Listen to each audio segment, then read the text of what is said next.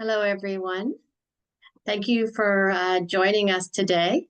My name is Manju Varma, and I'm one of the co-chairs of the Coalition Against Anti-Asian Racism Canada, otherwise known as CAAARC. I am also joined by Teresa, the other co-chair, and 12 other steering committee members of the coalition that are joining us from different regions across Canada. Before we proceed, I would like to acknowledge that I'm speaking to you from New Brunswick, which is situated on the traditional unceded territory of the Mi'kmaq, the Wolastoqey, and the Passamaquoddy.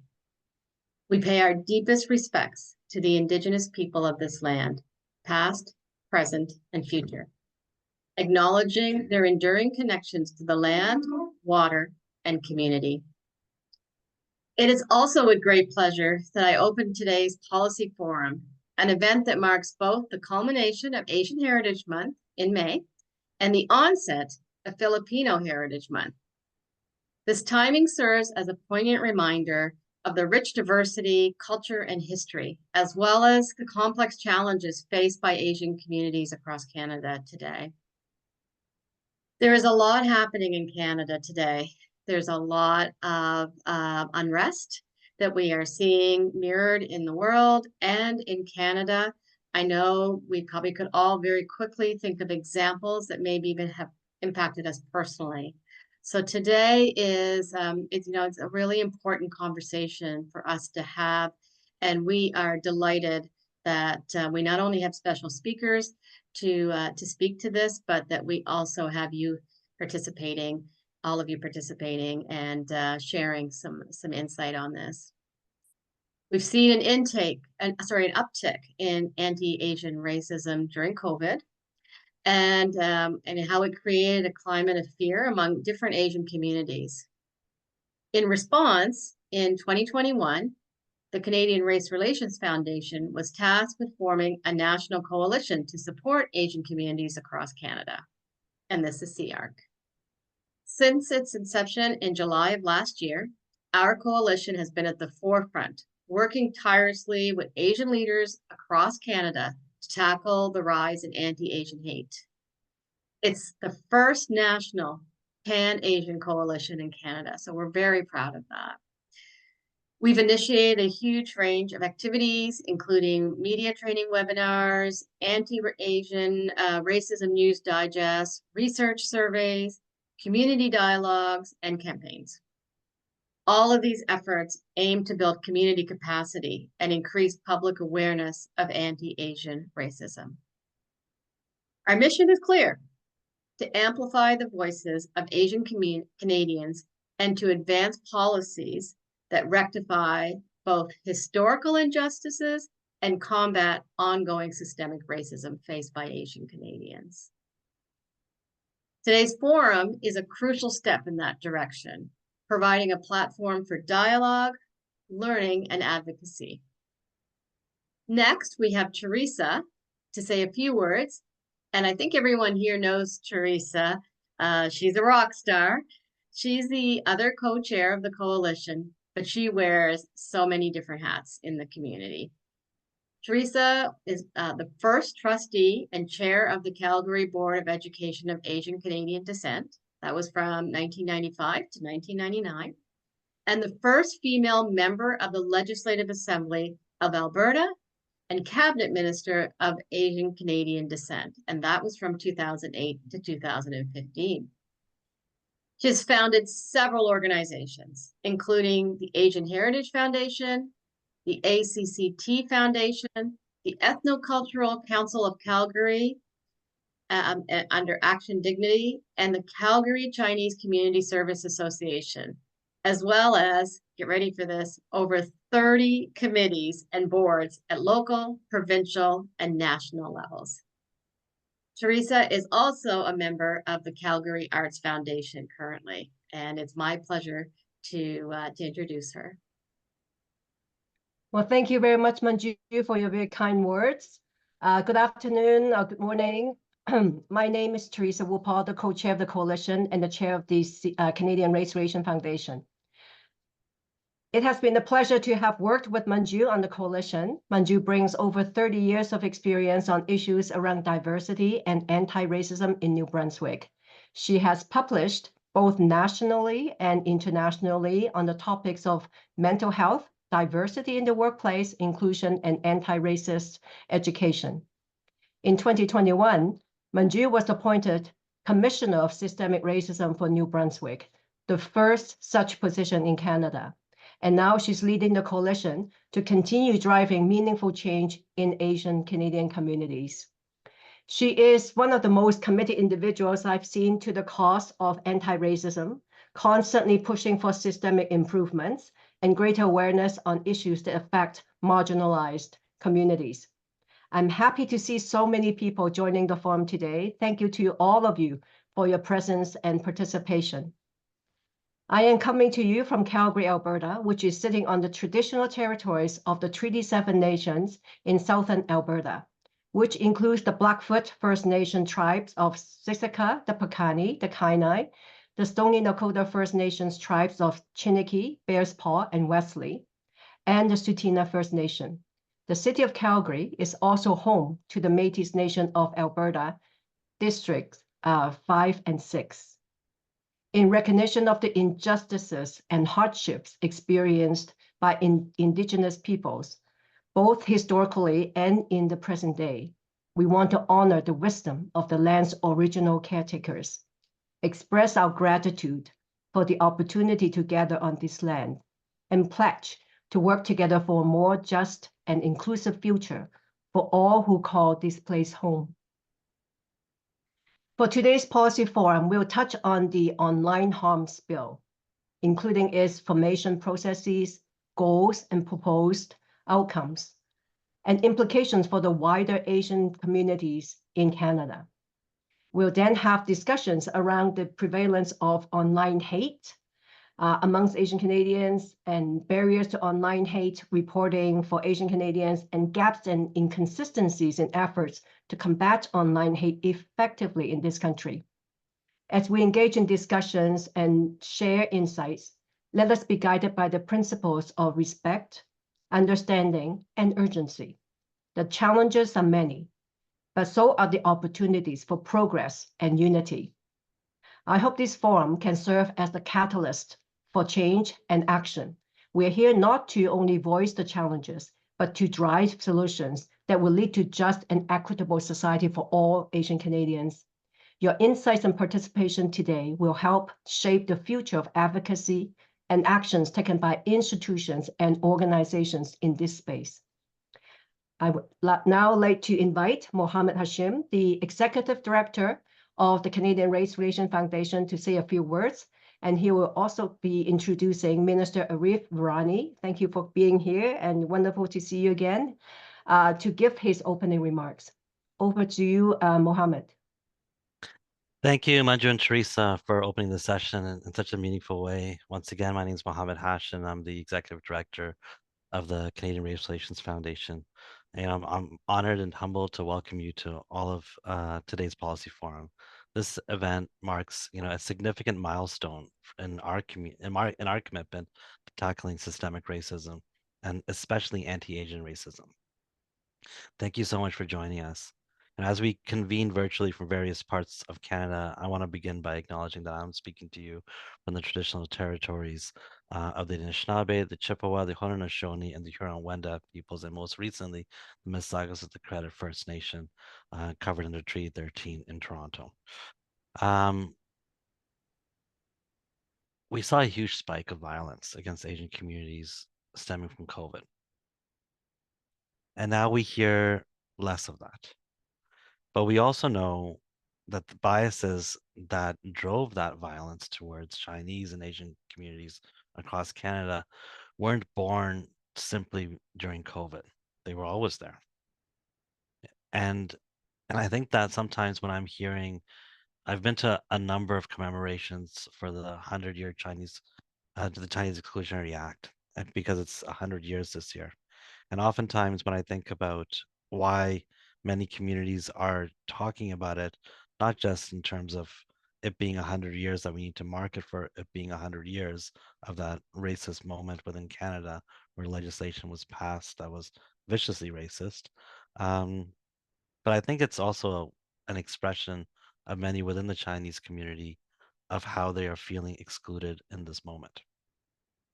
We've seen dialogue around foreign interference and dual loyalties and being presented in a way that have made people question who they should go out with, who should they be affiliated to, how can they connect with their neighbors, who people who could be who have family back in China, and how do those relationships exist in a contentious environment that exists today? And I think that is driving a significant amount of exclusion within the community. And sometimes I feel that when I go to these commemorative events, it's not necessarily we're talking about 100 years ago. We're talking about what people are feeling today. It's also impossible to have this conversation outside of the broader context of what's happening across the world.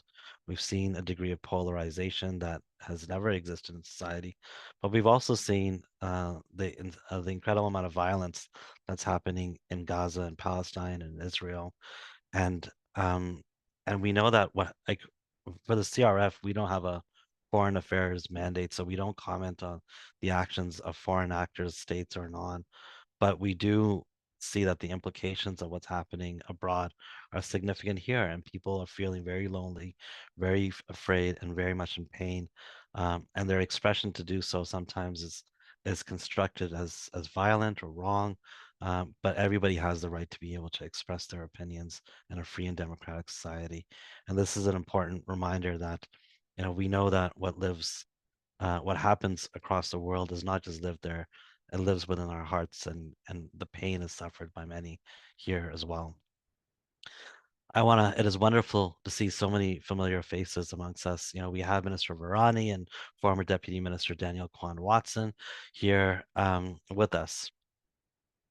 If I have a minute, I'll just say, I heard Deputy Minister Kwan Watson speak one time, and he talked about how when every community feels at siege, you kind of hold your identity stronger in order to ensure that people within that community can recognize who you are. And I know that the deputy minister had added Kwan to his last name as Kwan Watson at a time when he felt that he needed to be seen to give strength to people um, who felt alone at the time. So I think that, many people have different ways of doing their anti-racism, but I felt that to be incredibly powerful. So I wanted to welcome you and thank you for taking the time to be with us. Our work at CRF is consistently focused on addressing hate crimes, in particular in the last few years. We've done a lot of work on this. We've supported the online harms bill during its formation. I saw that billed for the first time in 2021, 4 ministers before Minister Varani came, and it's kind of handed off one after the other. But I'm finally so happy to see it be brought to light, and now it can be nuanced and refined over time. And in Parliament, we've done an enormous amount of work before that in terms of building the need for online safety legislation, but also to help show what the impacts of that have looked like on many people. That same year, we hosted a Global Males conference on hate crimes, which was our kickoff event for a task force that we created on hate crimes with the RCMP. That task force has created a numerous amount of national standards for policing of hate crimes. And we know that not going to the police is not the option for many people. And we know that the policing has inherent biases, has systemic racism, has perpetuated violence against many people, and still does today. Canada has a racist past, Canada has a racist present, and a racist future. These things all exist. But we try to use our space and the time that we have here to try to improve public policy in a way that is meaningful with every actor that we can find. And we believe that the work that we've done on hate crimes is doing precisely that. We also announced a Building Bridges workshop series, which is a partnership between us and Statistics Canada, where we're going across the country to talk to people about what a hate crime is, what a hate crime is not. Each day consists of there's 2 days in each different city that we go to. The first day is strictly for law enforcement, where we teach them what a hate crime is. Statistics Canada provides that training to them. And then day 2 is for community organizations who are serving victims, because we know that many people may not want to go to the police, but how do we walk alongside those who don't want to go to the police but make sure that we make whole on our promise to support victims of hate? There's a lot of roles that people have, and we want to make sure that those organizations are well equipped to be able to support that development. I'm excited to see today's discussion that will shape the future of policy around how we advocate around anti-Asian racism. We know that we can't do this alone, and we need all of you in this journey with us. And I hope that this policy forum will provide some insight into the online harms bill and inspire effective collective actions that can lead to tangible improvements in the lives of Asian Canadians. But before we kick off, I want to introduce Minister Virani. Minister Virani is the Minister of Justice and the Attorney General of Canada. He is a lawyer. He's a politician who has served for, I think it's 8 years now from Park Delhi Park. But if I'm wrong, please correct me if that's incorrect. You've done many different things in terms of your political life, but I'm not going to go over that boring resume. But I will say one thing. I heard him say in a forum that he has 2 boys, and we oftentimes talk about how we protect our kids at parks, at the mall, in schools, in different places that we, when we give exposure to them over time. When they're 10, they can take their bike down to the park by themselves. By they're 12, they can go a little further. By 14, they can maybe take the bus on their own. But yet we give a device that has the incredible power to mobilize so many in this world, but also the incredible power to do so much harm to people. And we put these devices in people's hands, in the hands of kids, and we need to create guardrails for that experience so that they feel that we as parents can know that we are we're exposing them to dangers that we know can be mitigated, that we are doing so responsibly. And that really resonated with me because I think for all that we do in terms of public policy, I think most important is the sense of creating safety and belonging to everyone across Canada. And I know that for him, many accomplishments over many things drove him to, that is what drives him. So with that, Mr. Rani, I'll turn the floor to you and welcome. Thank you very much, Mohammed. I appreciate that. I appreciate your thoughtful words and your reflections. And I didn't know that about Deputy Minister Daniel Kwan Watson, so thank you for sharing that particular component. And I'll just pivot from my script here, Mohammed, to tell you that we actually just started debate on Bill C-63 today at second reading in the chamber. And today is a PA day in Toronto. So I actually have one of those 2 boys with me here in Ottawa, and he was in the chamber watching me start off second reading debate, because it's very important for me, that point that you mentioned, in terms of not just him being protected, but all kids in this country being protected. But let me just start going back to some of the comments that I want to make by just acknowledging that I'm here in Ottawa. Ottawa is on the traditional territory and unceded territory of the Algonquin Anishinaabe Nation. And I want to thank you, Mohammed, and CCRRF for inviting me, but also the Coalition Against Anti-Racism. As I mentioned, we're here to sort of talk about online hate and what fuels it. And I'll admit to you that the last several months have been very challenging. What I'm hearing from police services around the country is that incredible surges in the numbers of reported hate crimes. In my city of Toronto, the number of police reported hate crimes is up 47% since 2022. And I know that the Asian community has been living with heightened sense of concern for several years. And we heard Teresa, and hello Teresa, it is good to see you again. We heard her talk about sharp spike. Both her and Manju were talking about this in terms of the onset of the pandemic in 2020. And we know that between 2019 and 2020, there was an increase of 300% in anti-Asian hate crimes that were reported to the police, and undoubtedly more went unreported. While that statistical number has dropped slightly, the number of crimes still widely exceed pre-pandemic levels, which is very troubling. And hate crimes against South Asians have also risen and remain high. I know that many people in the Asian community were upset and disturbed by a racist attack by two people on a Chinese barista at a Richmond, BC coffee shop in 2021. I think it's fortunate that the perpetrators of that assault were charged and convicted. And all of this reminds us that no community is immune from being victimized by hate. The Asian community has unfortunately had a long history in this country of being singled out for discrimination, which goes back more than a century to the legislation that you mentioned, Mohammed. I think it's important to remind ourselves of the hurdles that you and your families have had to face coming to Canada. This is undoubtedly a great country, but unfortunately, we know that at times in our history, we've not been particularly welcoming. We can talk about the Exclusion Act and the 100th anniversary of the Chinese head tax and its legacy. We can talk about the fact that once it was repealed, immigration laws were made still more restrictive for people from Asia with the Exclusion Act that I mentioned, and that remained on the books from 1923 until the Second World War.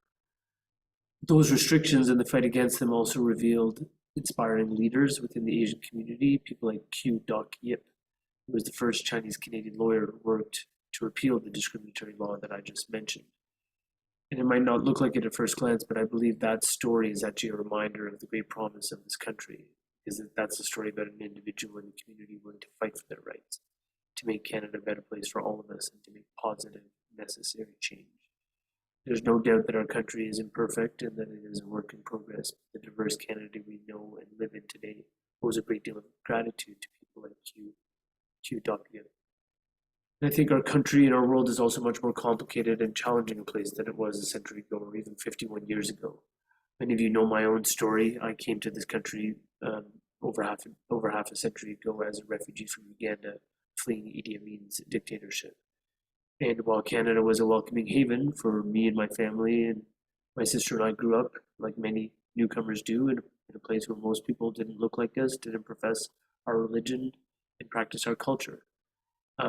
My formative years took place in a world with no internet and no smartphones, but we didn't need to doom scroll through social media feeds to know that prejudice and intolerance lurked just outside the door to our family home.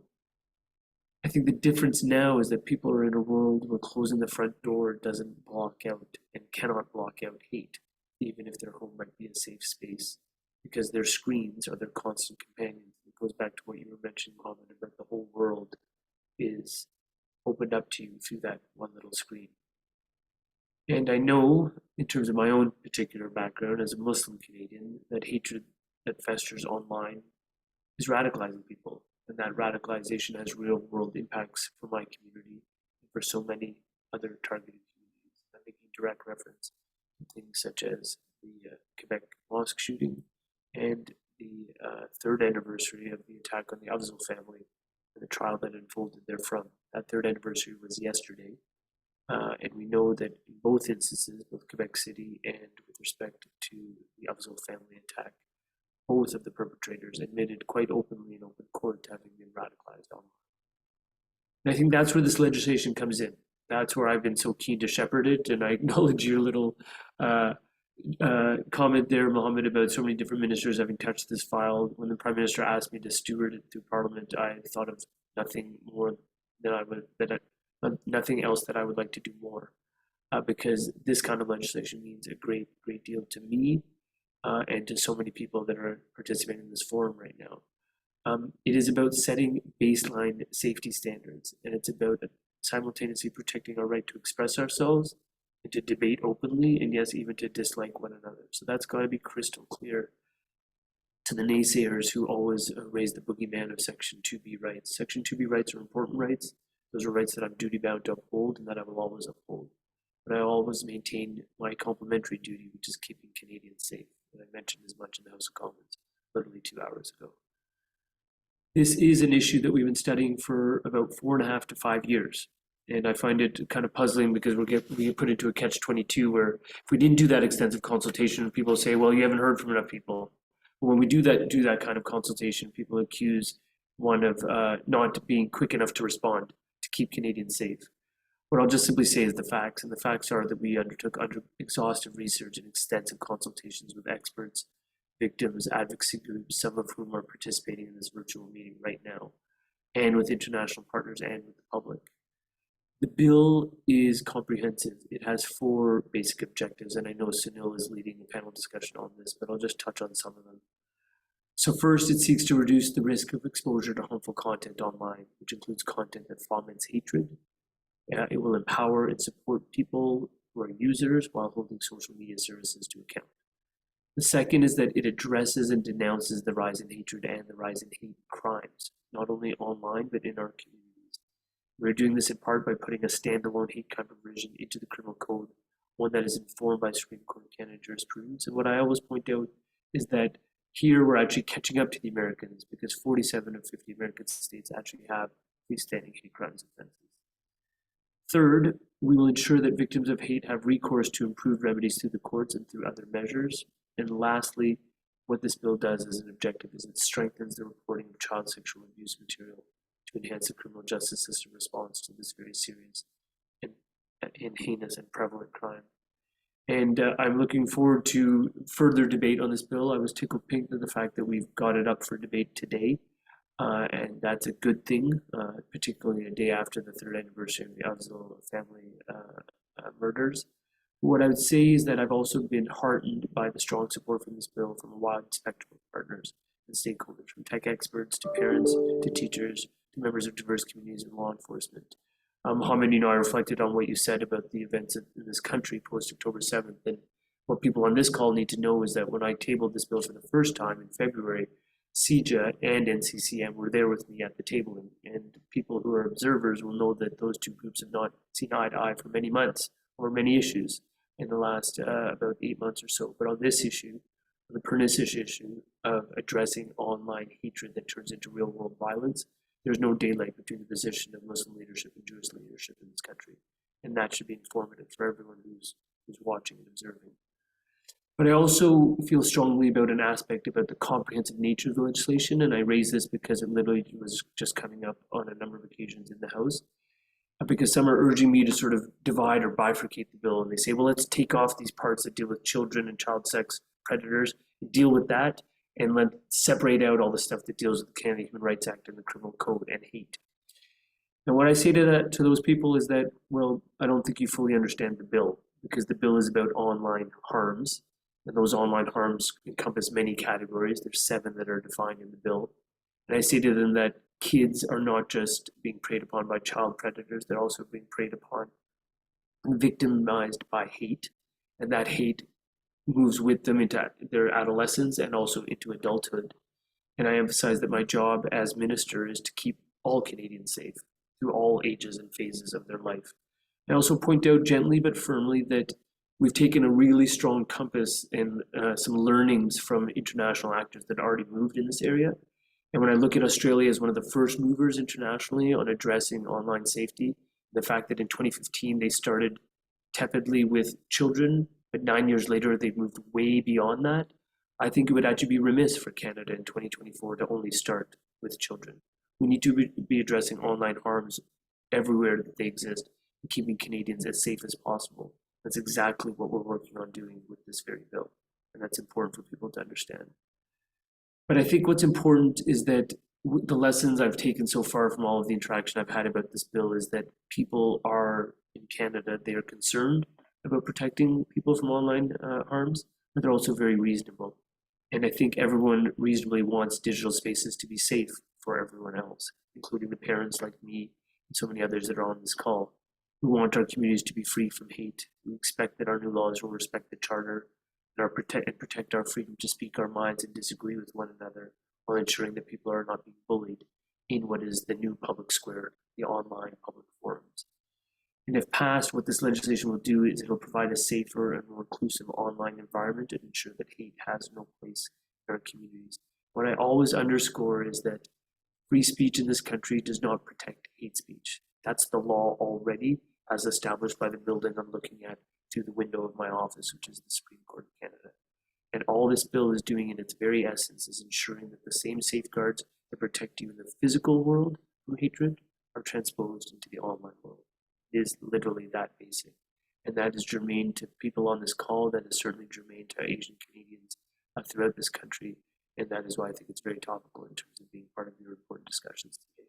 Thank you for having me. I do have to get to the airport, so I have to take my leave. I apologize about that. But I wish you very fruitful discussions today, and I'm impressed by just the quality of the people, many of whom I know by name and by interaction. I'm sure you're going to have amazing discussions and advance the yardsticks on such an impressive issue. Thank you very much, Missy. Thank you, Minister. It's always a pleasure to see you, and I know you have to run, so we'll bid you adieu. But thank you so much for joining us, and we'll definitely do a report back of what we've heard today, and we will brief your office. 100% we will do so. Thank you so much for coming. Okay, so next I'd like to just introduce our moderator for today's forum, and that will be former Deputy Minister Quan Watson, who is the first and only federal Deputy Minister of Chinese descent. He is a proud public servant who is passionate about the role that public institutions play in shaping Canada and the lives of Canadians. His appointment as Crown Indigenous Relations and Northern Affairs Canada is his 5th appointment as a Deputy Minister. Wow, you did a full tour. Having been Deputy Minister and Associate and previous Associate Deputy Minister of Western Economic Diversification, Chief Human Resources Officer for the Government of Canada, and the CEO of Parks Canada. Oh, wow. Much of his career has focused on work with Indigenous peoples and issues, having been the Senior Assistant Deputy Minister for Policy and Strategic Direction at the former Indian and Northern Affairs Canada, Director General of the Aboriginal Justice Directorate at the Federal Department of Justice, Director of Aboriginal and Territorial Relations at INAC's Northwestern Territories Regional Office. He played major key roles in the negotiation of modern treaties, specific claims, and many other agreements and processes, and led several key initiatives legislatively, as well as litigation files and alternative justice programs. His work really speaks for itself, and we're thrilled to have him join us in this journey. Thank you, Daniel, and over to you.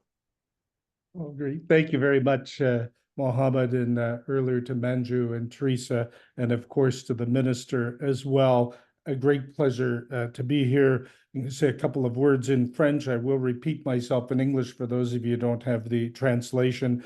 Un très grand plaisir d'être avec vous tous et toutes aujourd'hui, surtout de parler ce sujet tellement important. A great pleasure to be with all of you today, especially to talk about such an important topic. Étant donné l'importance de la conversation, given the importance of this conversation, je ne vais pas faire les généreuses présentations des commentateurs et présentateurs aujourd'hui. I won't be doing the same generous and full introductions of our presenters and panelists today, parce qu'on veut les entendre, because we want to hear them, et on va mettre l'accent sur cela, and we'll put the emphasis on that. The way that we're going to do this today is we're going to hear some great presentations. Then we have some selected participants who are going to interact, and we'll have a guided conversation on that. And given the timing, we will find an opportunity to have some questions and answers from the audience that's participating here. You can put them into the chat, and the team will look at those. I'm afraid we won't get to all of them, unfortunately, just because of the number of great questions there will almost certainly be, and the great number of people who are here. And so the first person I'm not going to introduce, but I'm going to get you to read her bio when you see it in the chat or online, to do a presentation on some very important work that she has been doing on an environmental scan. I'm going to ask Dr. Kunita Ip to please share your information with us. Welcome, and thank you for being with us. Hi, thank you, Mr. Watson. Good morning and good afternoon, everyone. Thank you for having me today here to share with you all on this very timely and significant topic, understanding anti-Asian online hate. And currently, I'm a researcher for the Digital Citizen Project for the ACCT Foundation and Act to End Racism. So I'm going to share, to show you a short trailer video, which is a kickoff of our current project, Block Online Hate, Unlock Resilience, initiated by the ACCT Foundation and Act to End Racism and funded by Canadian Heritage. And then in the next 12 minutes that follow, I will provide an overview of the online hate phenomenon against identifiable communities in Canada. And I will share some research findings on this subject and discuss the barriers that racialized community members face in understanding and dealing with these challenges. And lastly, I will explore what we can do to change this culture of hatred to one of the respect, inclusion, and harmony in the place we call home. Thank you.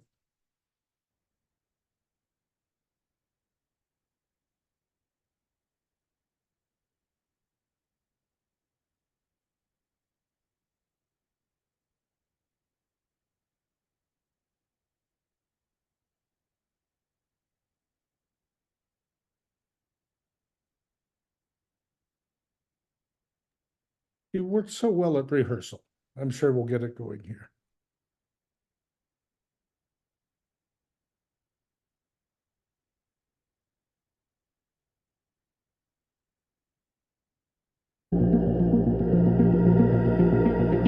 Online speech is viral. Its detrimental impact is beyond what we could imagine. Online hate is affecting everyone, especially the younger and future generations. People are trivializing, desensitizing, and normalizing online hate phenomenon and its detrimental impact. Online hate has devastating impacts on the mental and social well-being of targeted individuals and groups. Online hate isn't only divisive, it contributes to the fragmentation of our communities and our country. Normalizing online hate can escalate into real-world violence. We've seen this in recent tragic attacks against identifiable groups, including racialized and LGBTQ+ communities, immigrants, women, and individuals with physical and mental disabilities. Respecting diversity and differences is key to building a better world and a safe world, especially in this place we call home. For promoting a positive and welcoming culture, we utilize our ethnocultural values. I'm Filipino, and the values of kapwa, which is being one with each other, and bayanihan, which is being a hero to each other, is important. These are important for all of us. Together, we need to build and stand together for a better place we call home, for this current generation, but also for generations to come. Darkness cannot drive out darkness. Only light can do that. Hate cannot drive out hate. Only love can do that. Block online hate. Unlock resilience. Everyone deserves a safe digital space to learn and to connect. Be kind. Respect diversity and embrace differences, both online and offline.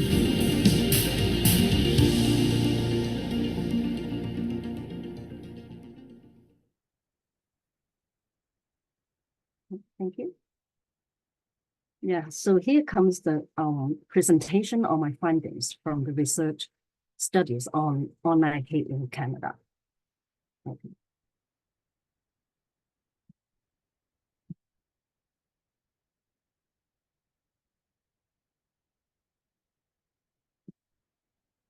Let me go back to the first page. Okay, yeah.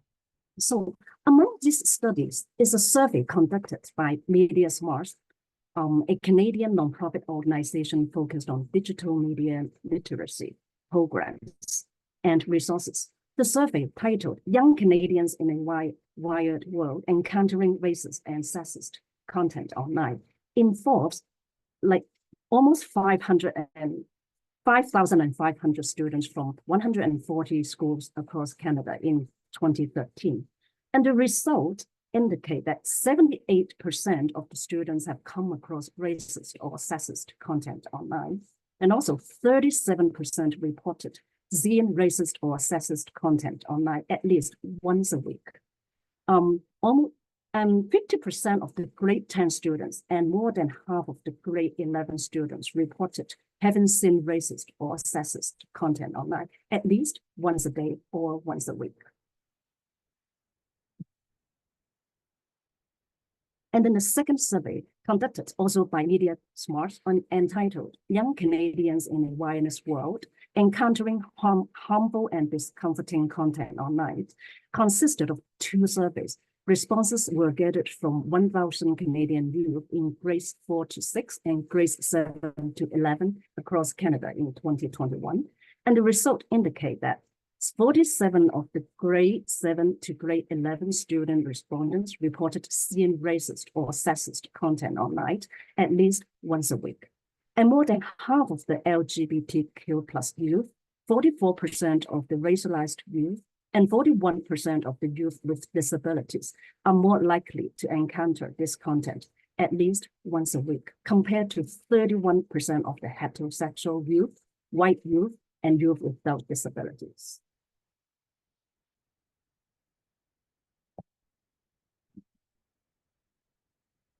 And then another recent survey conducted by Canadian Race Relations Foundation, entitled Online Hate and Racism, Canadian Experiences and Opinions on What to Do About It, with 2,000 Canadians in 2021. The results show that nearly half of the Canadians reported either experiencing or witnessing racist comments or content online, and racialized Canadians are more than twice as likely to report experiencing online racist behavior and incitement of violence than non-racialized Canadians. Experience of different types of online hate and harassment. And almost half of the respondents either experiencing or witnessing offensive name calling, racist comments or content, and sexist comments or content.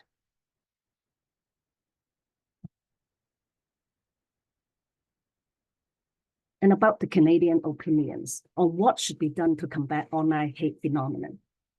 93% of Canadians believe online hateful and racist content is a problem to some degree in Canada, and 49% feel that it is a big problem. 79% of Canadians are concerned about the spread of online hate speech, and 74% of the Canadians are concerned about the rise of right-wing extremism and terrorism. And more than half of the Canadians believe the amount of hateful and racist comments and content online is increasing over the last few years. And 69% of Canadians are more likely to say they worried about the impact of hate speech and racism on people it harms than on limits to people's freedom of speech and privacy. And 60% of Canadians believe that the federal government should be doing more to prevent the spread of hateful and racist content and behavior online.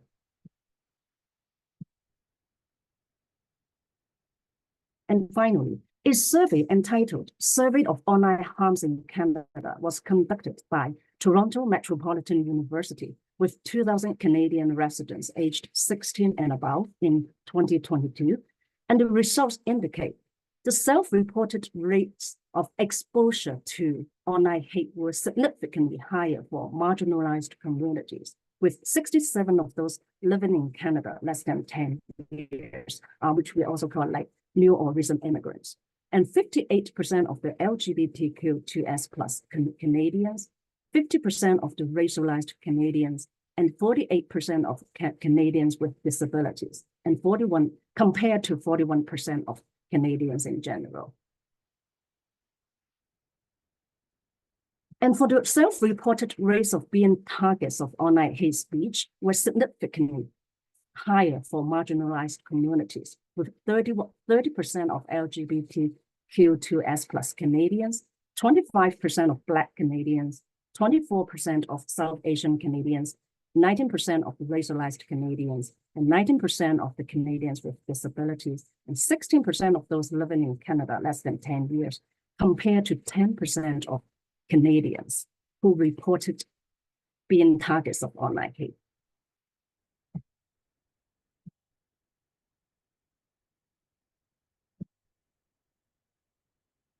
Okay.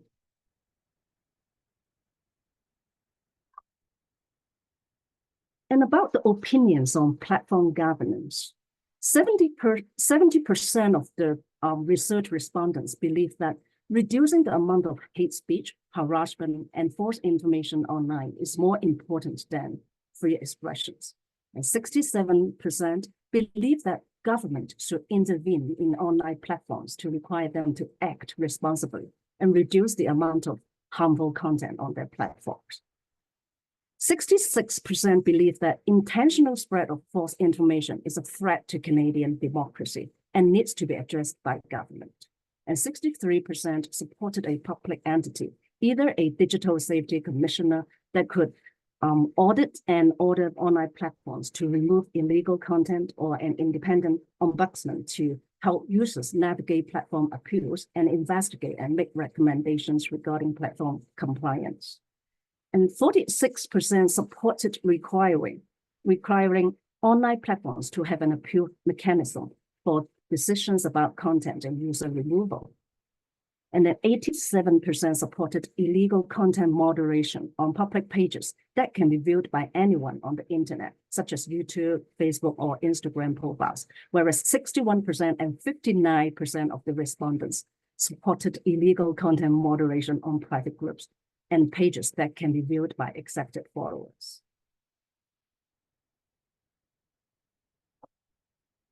Okay. So to conclude, the relevant findings from these research studies, we can clearly see the following trends. Marginalized groups such as racialized and 2S LGBTQI+ communities, women, and people with physical and mental disabilities are overrepresented in reports of being victims and witnesses of online hate.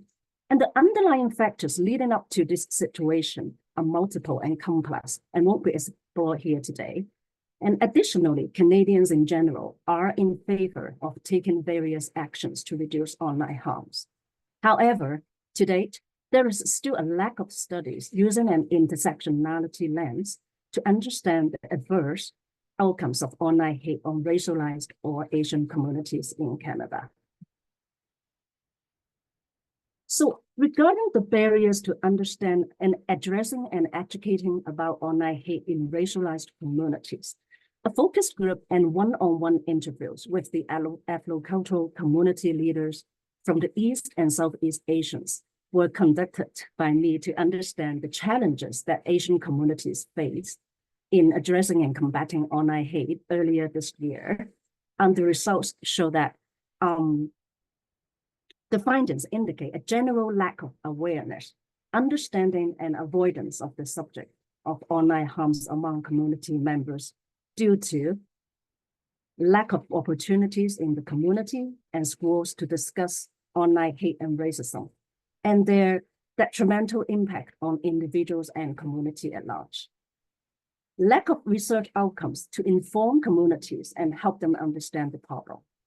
Language barriers that hinders understanding the subject and expressing concerns.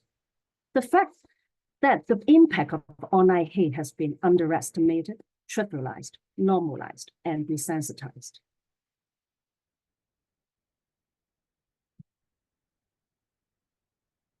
A perception that online hate and racism are less harmful compared to past traumas in their countries of origin. Older immigrant generations are unwilling to engage in dialogue about online hate with younger generations here, believing one should be grateful to the host country and stop complaining. Younger generations feel unsupported in voicing their concerns, but are instead encouraged to remain silent and focus on their academic performances and career advancement. And myths or concerns about deportation and inability to obtain Canadian citizenship if they complain too much. Mistrust, misunderstandings, stereotypes, and attacks among different immigrant communities. And lastly, younger generations are being less involved in anti-hate campaigns due to a lack of understanding of the racist treatment and exclusion of our Indigenous and racialized communities and the historical development of systemic racial injustice in Canada.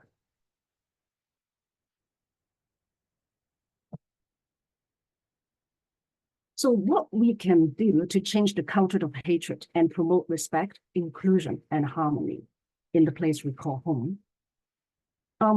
It's crucial for us to call for more studies to understand the short-term and long-term physical, mental, social, and economic impacts of online hate on the marginalized individuals, communities, and society as a whole, as well as how effectively to disseminate the findings to raise awareness among Canadians. Identify what we can do and how we can help individuals and families who are affected at the policy, institutional, community, and individual levels. And we can also reiterate the importance of Canadian Multiculturalism Act, passed in 1988. It's a federal law that promotes multiculturalism within Canadian society. It represents a Canadian value and commitment to diversity, inclusivity, and the recognition of the contributions of all ethno-cultural communities to the country's social, economic, and cultural fabric. And understand and participate in the new national anti-racism strategy at the federal level, which is an evolving comprehensive approach aimed at addressing racism and promoting diversity and inclusion within Canadian society since 2019, with collaborative efforts from our 443 community organizations. And also encouraging promotion and utilization of our positive cultural values to combat online hate in communities involves tapping into the strengths and principles rooted in diverse cultural heritages. In fact, these beautiful virtues from our Asian cultures can serve as guiding principles for individuals navigating the culture of hatred. By embodying these virtues online and offline, individuals can help cultivate a more empathetic, inclusive, and harmonious digital community and real world where people from these diverse cultural backgrounds are honored and treated with dignity and respect. And achieving racial justice in online and offline worlds in Canada is a long-term effort that requires commitment, engagement, and untiring collaboration among different ethno-cultural community leaders and members and our trusted governments. With mutual understanding, respect, love, empowerment, resilience, and persistence, a different, better, and a more equitable future with systemic change is not a dream. And I believe that one day, being a racialized member, an immigrant with English as a second language, and a woman like me will no longer be in multiple jeopardy to deserving a hopeful and equitable life in Canada. Thank you. Thank you very much for all that excellent work and information. And I know that's going to lead to some really interesting conversation. So to add to the very interesting conversation that we're going to have, if I could get Sunil Gurman from University of Western Ontario, or sorry, Western, that tells you how old I am. I used to know it as the University of Western Ontario, Western University now. If you could tell us about your presentation on the online harms bill and your thoughts on that. So thanks. Thank you, Daniel, and thanks to the Canadian Race Relations Foundation and Coalition Against Anti-Asian Racism in Canada for having me. It's particularly meaningful for me as a South Asian. I'm really excited that I can tell my parents and that my parents can tell my aunties and uncles that I'm helping our community because, like many fellow Asians, I'm always seeking their approval. So it's been a privilege and a pleasure working with the Canadian Race Relations Foundation team to address hate crimes. And I want to thank Dr. Ip for setting the table as it relates to research on online hate and evidence-based solutions, and especially her hateful, of course, not her hopeful message at the end. So I'm also going to set the table. I'm going to provide us with an overview of the online harms bill as it relates to hate. But first, in typical lawyer fashion, here's a disclaimer. So I'm on leave from my role of counsel at the Ontario Human Rights Commission. So these are my views and they don't represent the Ontario Human Rights Commission or the Ontario Public Service. Next slide, please.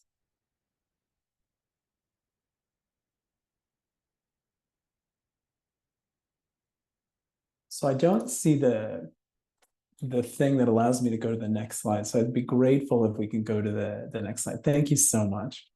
So we're going to briefly talk about the government's objectives in the online harms bill, and then we'll talk about what's in there. What are the proposed changes to the Criminal Code, Canadian Human Rights Act, and we'll talk about the proposed creation of the Online Harms Act, which creates the Digital Safety Commission and the Ombudsman and puts a duty to act responsibly on social media providers. Next slide, please. So Minister Varani did a great job of describing the objectives of the bill.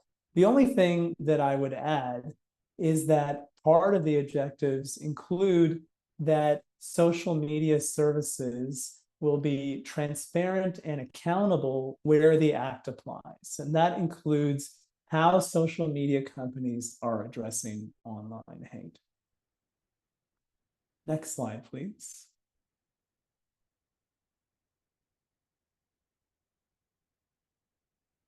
So I put on the slide the proposed changes to the Criminal Code. So the first thing that the bill does is it includes a definition of hatred in the Criminal Code. And so that definition, it aligns with what the Supreme Court of Canada has ruled is hatred that we're already bound by. So it essentially codifies what the Supreme Court of Canada has said. It's a really high standard. So as the Supreme Court of Canada noted in Keegstra, and it was also repeated by the Court of Appeal in Whatcott in 2023, hatred connotes emotion of an intense and extreme nature that is clearly associated with vilification and detestation. That's how hatred is defined in the bill. It's that definition that will apply to the prohibition on the willful promotion of hatred, the willful spread of hate propaganda, that's in section 319 sub 2 of the Criminal Code, and the willful promotion of anti-Semitism. That's in section 319 2.1 of the Criminal Code. And both those provisions apply online. And so right in the bill, it says hatred means the emotion that involves detestation or vilification and that is stronger than disdain or dislike.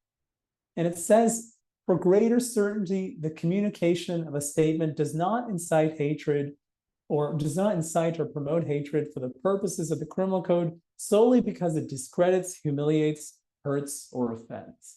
So it's a very narrow standard, and what's in the bill corresponds with what the Supreme Court of Canada says is hatred. The bill also increases maximum penalties for hate propaganda offenses. So for advocating genocide, it goes from 5 years in jail to life. The penalty has gone up. And for the willful promotion of hatred, if the Crown proceeds by way of indictment, it goes from 2 years in jail to 5 years, and same goes for the willful promotion of anti-Semitism. And just to back up a bit, under the Criminal Code, you need intent. It's the willful promotion of hatred. And the fact the Crown has to prove that there's hatred and there's the willful promotion of hatred beyond a reasonable doubt. So it's a really high standard. And lastly, what the bill does, it creates a standalone hate crime offense. So as it stands right now, there's no standardized definition of a hate crime in Canada. There are a variety of definitions used by police services. So for example, does the crime need to be motivated in whole or in part by the offender's hate against an identifiable group? Or what if the crime is motivated by bias or prejudice, but not hate? What factors, are there other similar factors beyond hate against an identifiable group that are included? So there's inconsistency and there's a need for clarification. And that's been supported by the Canadian Race Relations Foundation and the Ontario Association of Chiefs of Police. And so now there's a standard definition of a hate crime and a standalone hate crime offense in the bill. It says everyone who commits an offense under this act or any other act of Parliament, if the commission of the offense is motivated by hatred based on those grounds, is guilty of an indictable offense and liable to imprisonment for life. And the idea is it twins the underlying offense. So that way, for example, if hate motivated murder, you could get imprisonment for life. And of course, the courts would consider proportionality and the gravity of the offense.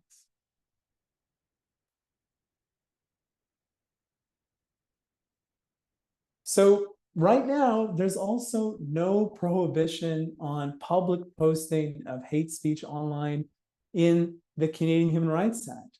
But the bill is going to change that. It proposes bringing back the prohibition on online hate, public online hate, that was eliminated by the Harper government in 2013. But there are some important changes. Overall, what this means is that now there'll be legal recourse, if the bill passes, for cyber hate that's publicly posted, that falls short of criminal behavior, but still seriously harms equity-deserving groups. So anyone will be able to complain to the Canadian Human Rights Commission against the person who publicly posted it. And unlike under the criminal code, you don't need the consent of the Attorney General to proceed. And the process includes voluntary and confidential mediation. And that process can provide guidance to individuals so they can express their views in ways that don't expose others to hatred. If there's a hearing at the Canadian Human Rights Tribunal and the content amounts to hate, the Canadian Human Rights Tribunal can order that it be taken down and the victim receive up to $20,000 for pain and suffering. And so the definition of hate speech in the bill as it relates to the Canadian Human Rights Act, it's the same definition that I described earlier. It's in line with what the Supreme Court of Canada has said. And under human rights legislation, you don't need intent. And you don't need to prove that there's hate beyond a reasonable doubt. You just need to prove that there's hate on a balance of probabilities, that it's more likely than not that it amounts to hate. And what's important is there are more safeguards for freedom of speech than what was in the old version of the Canadian Human Rights Act. The commission can decline to deal with a complaint if it's plain and obvious that the content isn't hateful. The tribunal can even award costs for abuse of process, which should discourage people from bringing frivolous complaints.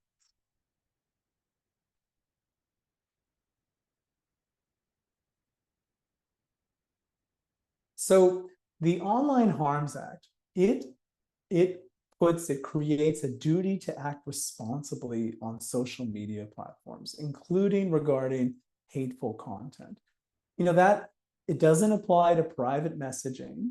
And also operators like Facebook, they're not required to proactively search content to identify harmful content like hate.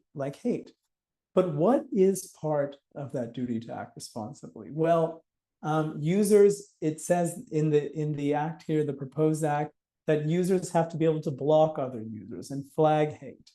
And the operator has to tell the user what measures were taken to deal with it or that no measures were taken.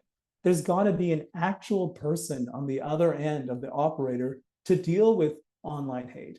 That person would hear user concerns, direct them to internal and external resources, including the Digital Safety Commission that I'll talk about later. Operators, social media companies, they have to develop standards of conduct regarding hate and other forms of harmful conduct, and a description of measures implemented regarding hate. Those got to be public. And there's got to be transparency. Operators have to submit and publish a digital safety plan to the Digital Safety Commission. And that includes how they're doing what I just said and how they're mitigating risk that users will be exposed to hate, like a risk assessment. What are the mitigation measures? How effective are they, and how are you measuring effectiveness? The digital safety, there's also related research and education that the Digital Safety Commission is required to do. And also, as part of that digital safety plan, the operator has to say how often content was flagged by users as hateful, how it was triaged and assessed, and what measures were taken as a result. So the Digital Safety Commission is the body that's tasked with enforcement. It would investigate complaints about lack of compliance with the Act. It would hold hearings in connection with complaints. It would verify or non-compliance using inspectors. So it would authorize inspections.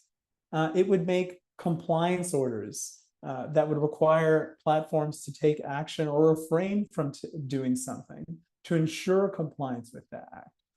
And compliance orders made by the Digital Safety Commission would be enforced by the federal court. And there are significant penalties for violating the Act or an order of the Commission. Not the maximum is not more than 6% of gross global revenues or 10 million, whichever is greater. And the Digital Safety Commission also will engage in research and education.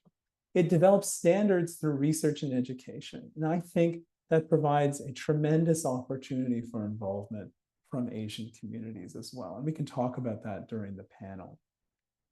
Also, there's the Digital Safety Ombudsman of Canada, who would act as a point of contact and a resource for users and victims, and would advocate for users' needs and interests on systemic issues, including about hate. And so they'll gather information, they'll collect written submissions, they'll consult with affected groups, they'll direct users to resources. And they'll develop advice, publish reports, and advocate to the Commission, government, and online platforms, calling attention to systemic issues. And lastly, you have the Digital Safety Office, the most boring of all those three offices. They're like an enabling office. They support the Commission and the Ombudsman. They provide contractual support. They enable the office. They do human resources and finance. So all the boring back end stuff. So if you have any questions, please send me an email. And if you want to talk more about this stuff, I'm always happy to.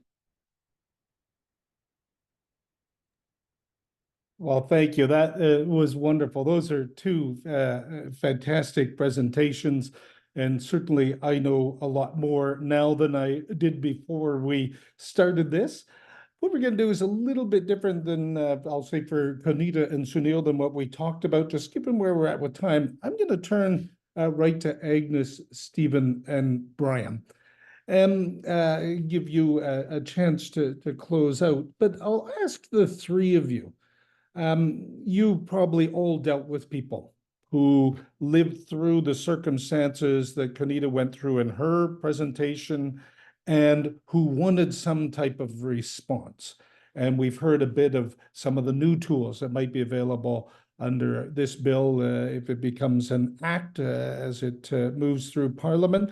And I'm just wondering if any of the three of you have any thoughts when you are helping the people that come to you looking for help. Is there anything in here that you have questions about? Is there anything in there that you're excited about? Are there any areas of particular challenge where you say, I'm not sure I know any more about how to help the people that come to me? And so I won't direct that first to any one of you unless we get too long a silence. See who wants to join in first. I'm happy to jump in first, although Agnes, just saw you unmuted, so ladies first, please, go ahead. Oh, thank you, thanks. Thanks for having me. I'll try my best to express the views of Asian communities that our organization and also our allies serve. I guess for the Asian communities, there's always this question of like what exactly is considered online hate. For example, do we look for certain keywords? Do we look for hashtags? And now that this is regulated, it is crucial to define what exactly are the elements of the offense, what is hate and what is not hate. And we need education on not just the technical terms, but also on the rights of the community.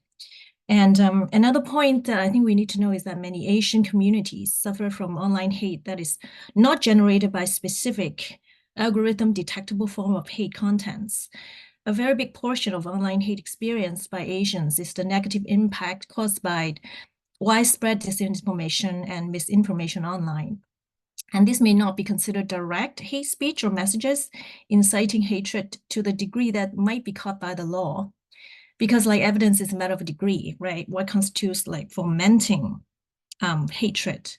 And many commonly used expressions and phrases such as what are requirements of encouraging genocide are now up to court interpretation now. So before the law really rolls out, what we hope there will be clear guidance and education on how to interpret the law. And that is not just for the online platforms, but also for the general public. Thanks. I'll share the time with our other panel speakers now. Thank you. Great, I'll jump in and thank you for starting it off, and such a great honor to be on this panel to be sharing about this. Similar to Sunil, I am a lawyer as well, so I'll refrain from doing too many disclaimers, but I kind of need to, but it's all good. My only disclaimer here is that I'm coming at this from a perspective of someone who both advocates for marginalized communities, but I'm also have been a victim myself of hate crime. And I think when this bill came through, I've also been a target of online hate. Wow, all three trifecta. Not that I'm the perfect panelist, but just the fact that it just touches on so many layers from both the intellectual piece, but also the personal piece. And for myself, I was very vocal about my own hate incident online. And there were YouTube videos to capture the global news and the CTV and CBC interviews. And I was hoping when I was reading through the comments to see some words of support, but the next thing you know, I made the mistake of going through the rabbit hole of going down some very dangerous and very hateful comments. And so I think the point here I want to bring across is that, yes, I think this bill is a step in the right direction. I think the status quo is clearly not working. And I think previously we'd be like, always going to keep our heads down and not talk about it. But the fact that we have something in place to kind of showcase ways that you could counteract against, it's a huge relief. For someone like myself, even when I saw those words and those messages of hate calling me a chink and telling me to go back to China, it did hurt on the inside. I mean, I am a lawyer. I have a tougher shell, I suppose, being exposed to a lot of litigation. But at the same time, I couldn't help but think about the many and thousands of others, the youth, the children who see this online.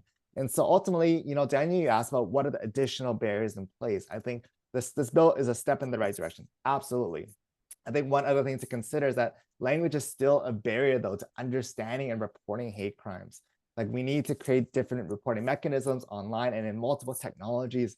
Like, we are in the age of AI. It's 2024. You can now do live translations via AI. The federal government just committed $2.4 billion to support the AI industry. I think if they just take $2,000 of that to help modernize police websites to make it easily accessible, it can make a huge difference. And so all I want to end on these comments is that, you know, history does not rhyme, but it repeats. All of us have seen what happened to the Japanese, Canadians, and Americans during World War II with like national security rights, property rights being taken away. The same thing is happening now in the United States and also here in Canada. And so I think I'm glad that we have advocates like our team here to kind of speak up. I think this bill is a step in the right direction. I think more can be done when it comes to actually implementing it and also when it comes to technology barriers. So I'll turn it over to Brian. I know Brian's have heard me talk about this many, many, many times here. So Brian, so I'll just turn it to you because you could probably say it better than what I'm saying.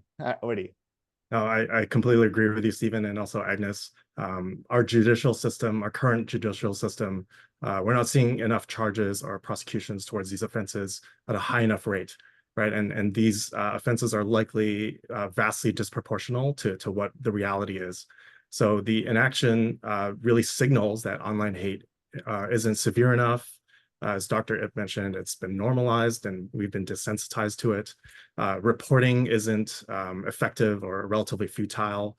Perpetrators can easily get away with it, right? Companies aren't required to take more significant action to mitigate these issues. And also that victims aren't entitled to protection, right? And have limited ability to take action themselves. So these changes, I agree with Stephen, they're going to result in Canada having one of the most rigid regulatory systems for companies running media and online social platforms. But I believe that these changes within Bill C-63 would spark much more awareness and discourse which would then really mitigate and reduce the occurrence of some of these incidents. The concerns I have include the additional strain to the current judicial systems, especially at the analysis and prosecution levels. I've also been aware that there's opposition to the bill. Some view the bill as limiting their rights to free speech, and also could condemn what could be construed as petty acts, which would then be interpreted as hate-driven, which would then potentially lead to disproportionate sentencing. So, but I do agree with everyone too, the details, the definitions, the codification of these incidents, and the intents. Then there are a lot of nuances that will likely need some refinement and rounds of iteration, review as well, and there's new regulatory bodies being formed. But overall, this bill is a very strong signal that acts of hate online, given the prominence and the increasing rates, will not be tolerated and cannot be minimized or normalized. So let me ask the three of you, Agnes, Brian, and Stephen, another question, and then I want to go to Konita and Sunil. What work do you think needs to be, anytime there's change, especially if it's change in government machinery, my experience is it takes a long time to get people to understand it, to use it, to feel comfortable with it, and all of those things. Do you have any advice, recognizing that Mohammed's committed to going back to the minister and reporting on what we talk about today? Do you have any advice as to the work that needs to be done with the people who most need to benefit from this legislation in order to make sure that in real daily life of the Canadians who need it most, it's a useful tool? Yeah, for sure. And if I just jump on that right away, I think obviously education is the biggest part. I think Mohammed's heard me say this a lot of times in these panels, but like educating the public, educating those who are marginalized. I think one thing that we kind of lose sight upon is that a lot of the information that's out there is often in English. If you go right now to the RCMP website, it's only available in English and French. And the fact that most hate crimes are targeted at marginalized communities who don't speak English as their first language. And so it's great that we have this act in place. And I think a big part of it is on education. How do we make this information accessible in multiple languages? How do we ensure that we now have this act in place? How do we help change society? Another big part that we cannot lose sight of is that I work for a US company. I just came back from California literally this morning and had these discussions with my colleagues in the US. But you're seeing this massive pushback against DE&I. It's not just in the United States, you're seeing this in Canada. And that's why you're seeing these comments come up, this pushback against the bill.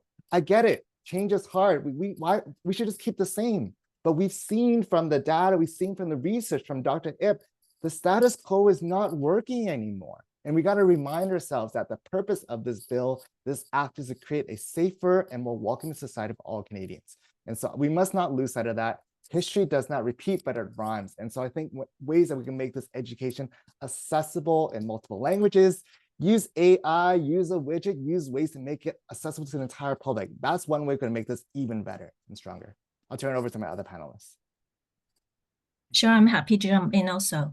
I think the law is only as good as how it's enforced.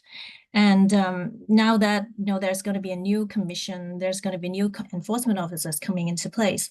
I think it's important for the government to be able to send a message to the public on how the commission is chosen, how the members are chosen, and what background they have, and also all the frontline officers, what do they know about what's happening in the community.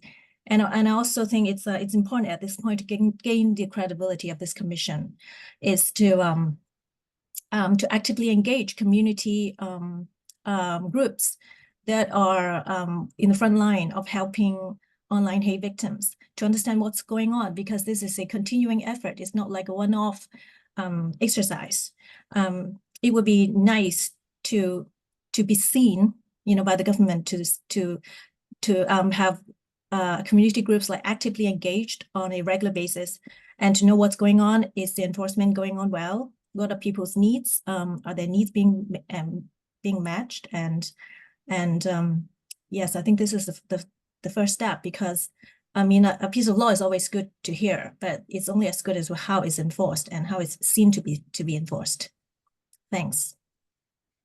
And Stephen and Agnes covered a lot of what I was going to say, but I'll add on to what Agnes said is you can't improve what you don't measure.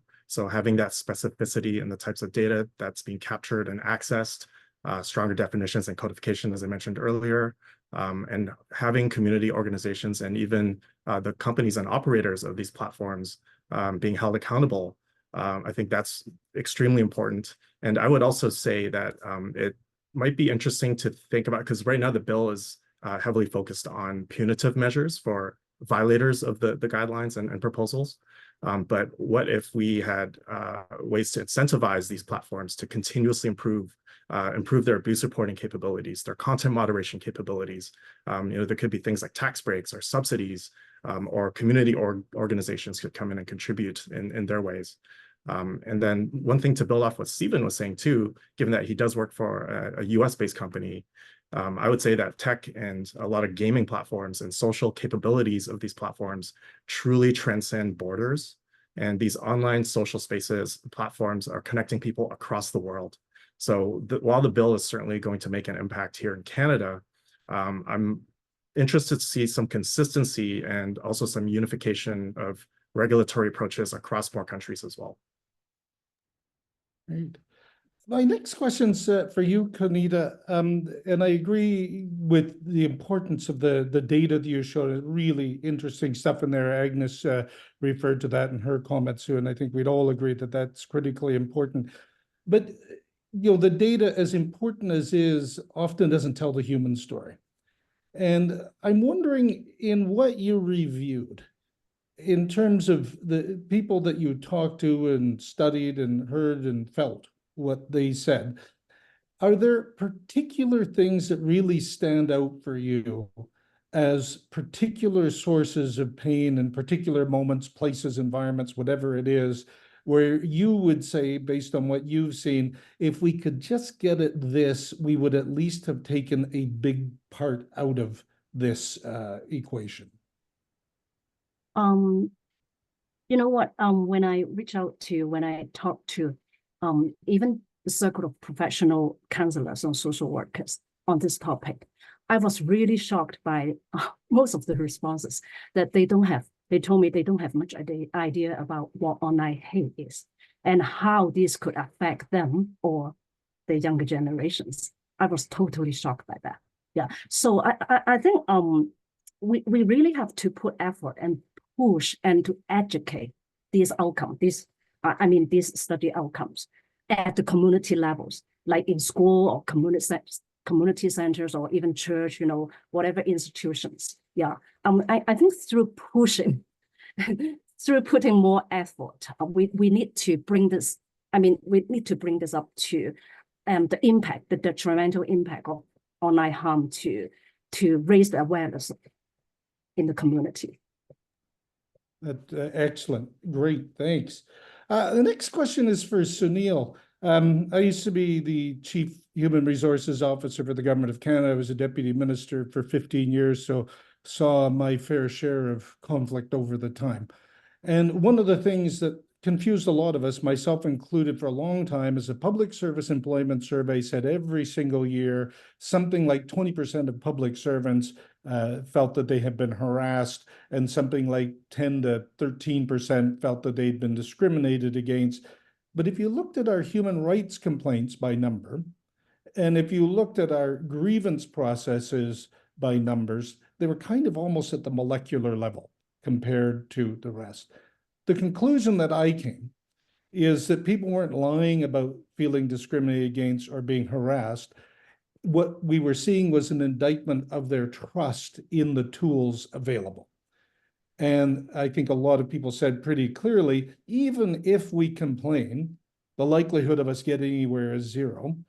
And even if we, quote unquote, win, chances are nothing changes. Or maybe it gets worse. Now, I'm not saying I agree with that, but I'm saying that that was the conclusion that I came to. And I'm just wondering if you see anything in the bill as it's proposed that you would either say, this is a way to maybe get to a different dynamic than the one I've described, or maybe you don't see that as being sort of a real thing here at all, and happy to hear on that front. Or is there anything that people could be thinking about that get a little bit to what Kanita was just talking about, which is how do you actually get at these things, regardless of what tools available? You know, it's a very good question. How do we empower Asian communities to report hate crimes? How do we empower Asian communities to file complaints with the Canadian Human Rights Commission? How do we empower Asian communities to engage with the Digital Safety Commission? It's true, you know, under the old Section 13 of the Canadian Human Rights Act, they were, I believe, only under 20 complaints that went to the Canadian Human Rights Tribunal, right? So the importance of education and it being multilingual is so important. So I definitely agree with my fellow panel members there. And then that there be reporting, that we publicize the results of decisions so that we can see where action is actually being taken. When we think about the Digital Safety Commission, there's a real opportunity for Asian people.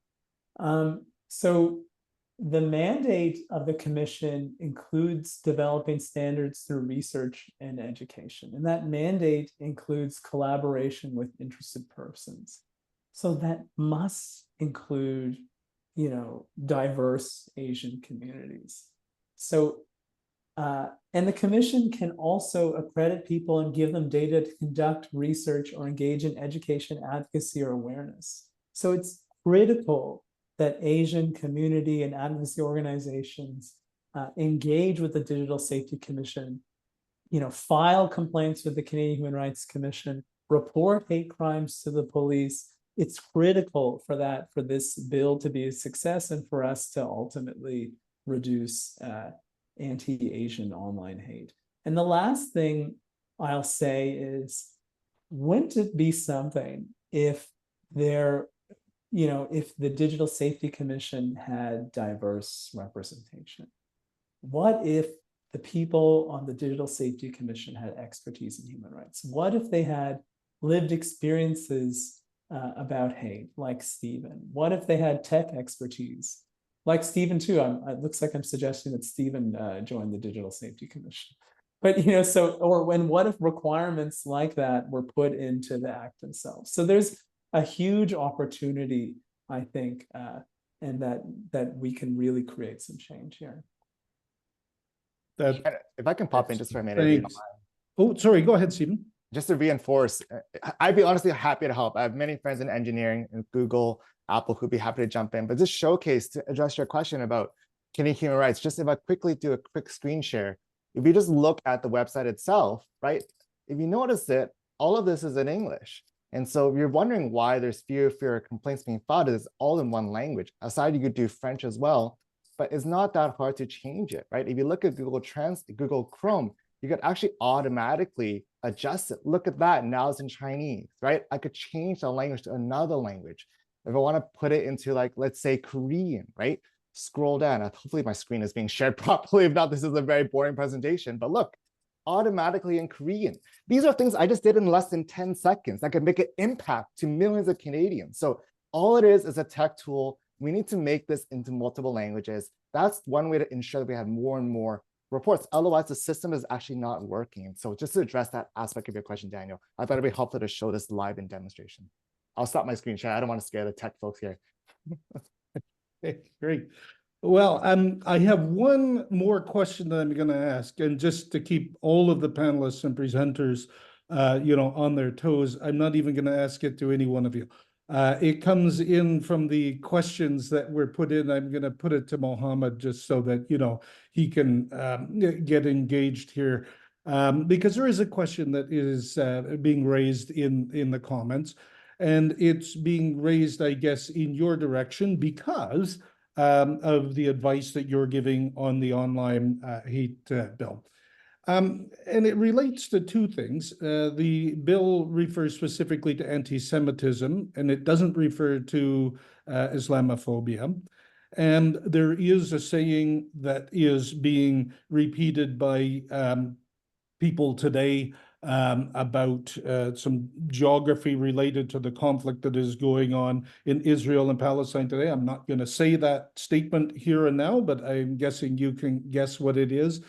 And I guess in terms of the advice you're giving and the thinking that you have, if you have any thoughts on where you would head in reactions or commentaries you have as to why anti-Semitism appears and Islamophobia doesn't, in relation to any commentary you would have.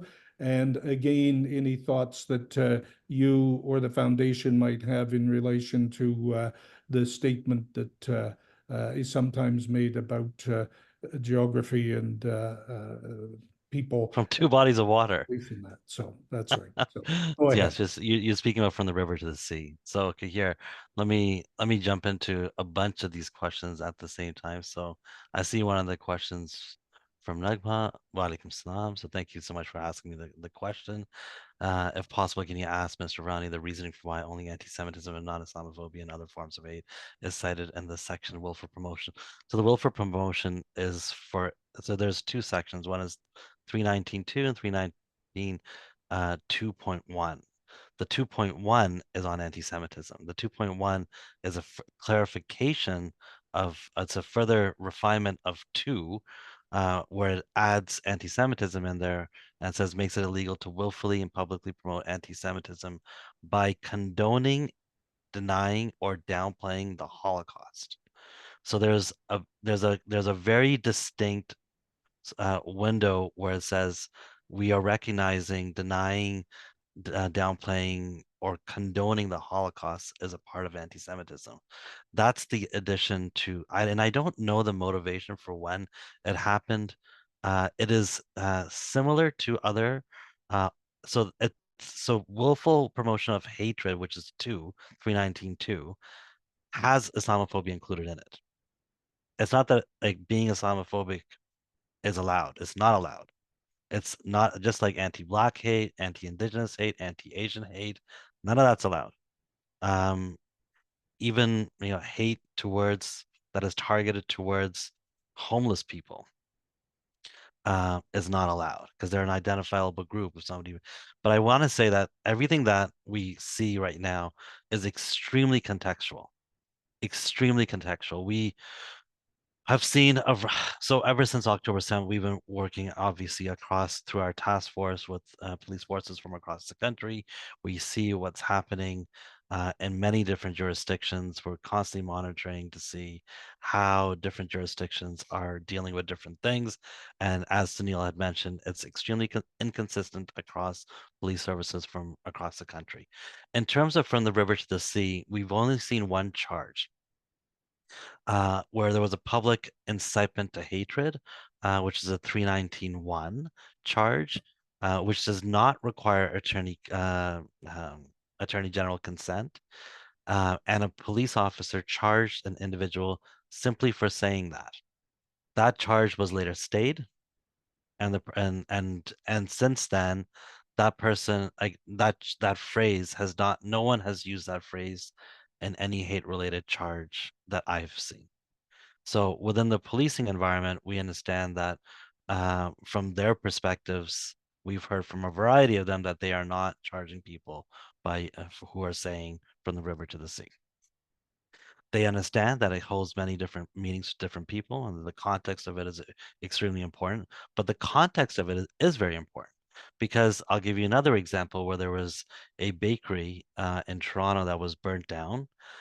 In that, like outside of that, the person whoever burnt it down is alleged to have written Free Palestine.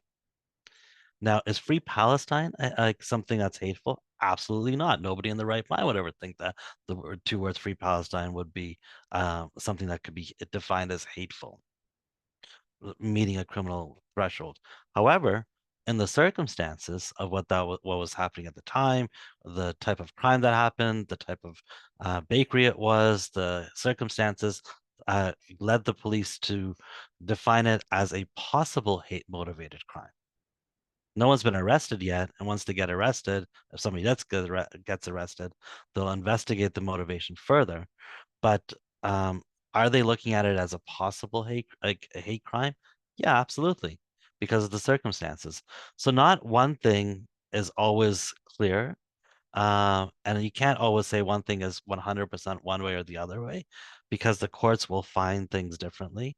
So, but the context of it really matters. And we've been really reluctant to kind of say this is hateful, this is not hateful, even on encampments. Like, we can see encampments happening across the country. Much of them are extremely peaceful. We don't, like, Calgary and Edmonton were the only two police forces that, as far as I understand, so far from today, I think things are happening in McGill today that I haven't really followed fully on. But like, other than like Calgary and Edmonton, we haven't seen police go in and shut things down. We don't know the rationale by why they went in. Every police of jurisdiction will make those determinations based on their current needs and their own sense of maintaining public order. Even if there's an injunction, even if a university asks them to do it, the police have the final jurisdiction. Even if a court tells them to do it, that they must go in and take something down, the police will determine the timing by which that happens. So ultimately, it sits within the jurisdiction of the police to when they enforce an injunction. And I think that for the most part across Canada, we're seeing a fairly consistent approach from them, other than Calgary and police, who went in very, very early, and we're not exactly sure how. And we've sought clarification on what the rationale was, why they went so early and harshly. But yet, so that's where that's at. I hope that covers the breadth of that. I have a feeling that that conversation will go on for a very long time, and it's actually a very important conversation in terms of how we are in Canada and who we are as Canadians.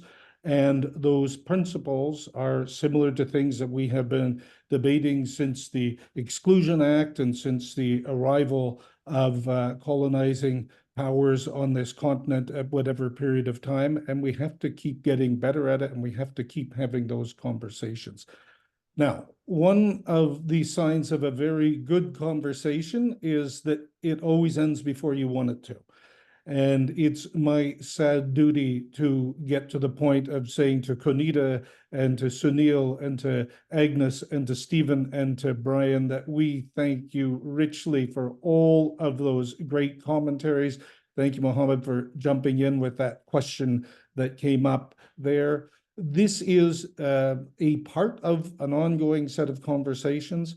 All of you have pointed to the work that needs to continue being done. Some of you even raised your hands and said you were going to volunteer, especially after somebody else volunteered you. We're not pointing any fingers, Brian, but every good source of leads and volunteering for important work is always good and important. And I know that everyone here will do that.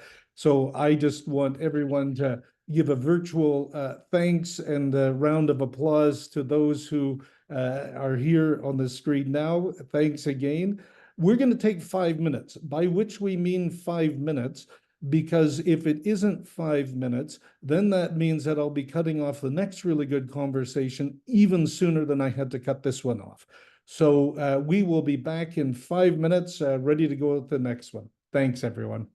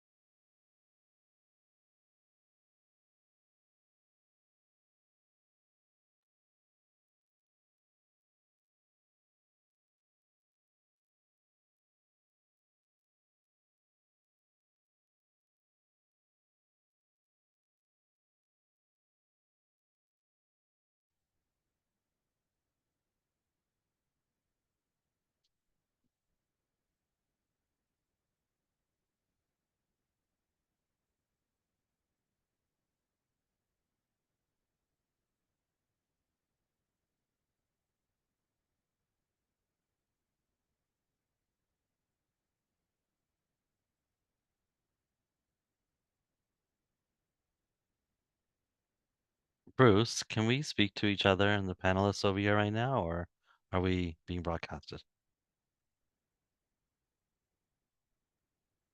It's open to everyone.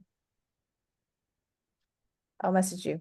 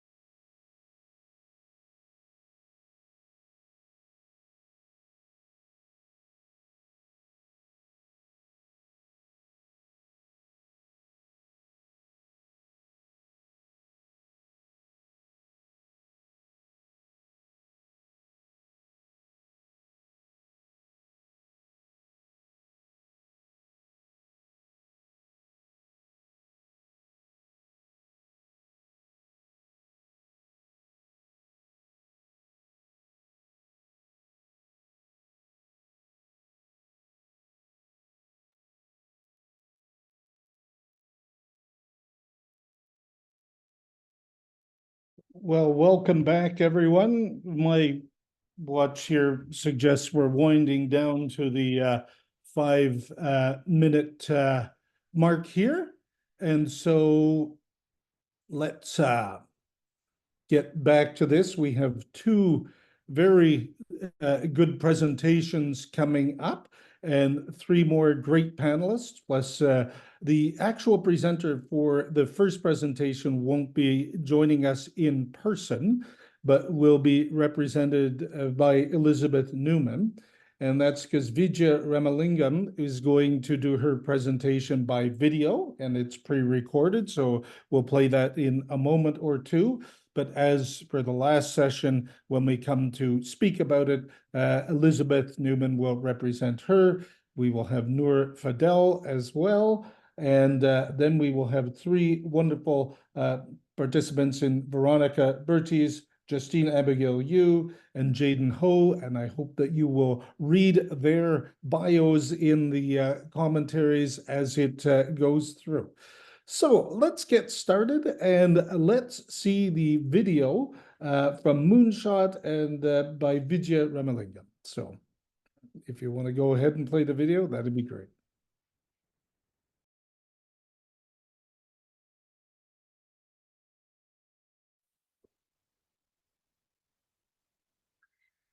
Thank you so much to the Coalition Against Anti-Asian Racism in Canada and the Canadian Race Relations Foundation for the invitation to contribute to this really important event. It's such an honor, and it's a topic close to my heart.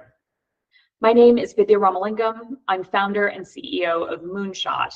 We are an organization working to understand and prevent violence online. We're a global organization with a growing Canadian team in Toronto. I want to start by saying, we're living in an era of unprecedented hate online. Extremist movements thrive on moments of crisis. And for white supremacists in particular, their ideology is premised on the notion that a race war is coming. Crises are moments where we typically see these actors grasping to turn fear and anxiety in society into an opportunity for them to grow and to break down society as we know it. Over the past few years, we've faced multiple crises as a global community. The most obvious crisis was the onset of the global pandemic 4 years ago. We all found ourselves online more as a global community, but just as we were all doing more online shopping and Zoom calls, hate actors were also engaging online at a higher level. At the start of the pandemic, engagement with hate content across Canada increased 19% weekly during lockdown measures. And in Ottawa, we tracked a 35% increase after Ontario's state of emergency was declared. And in April 2020, we tracked a 300% increase in the use of anti-Asian hate hashtags that encouraged or incited violence against Asian communities. This was just one example of a crisis that was exploited by extremists to incite anti-Asian hate.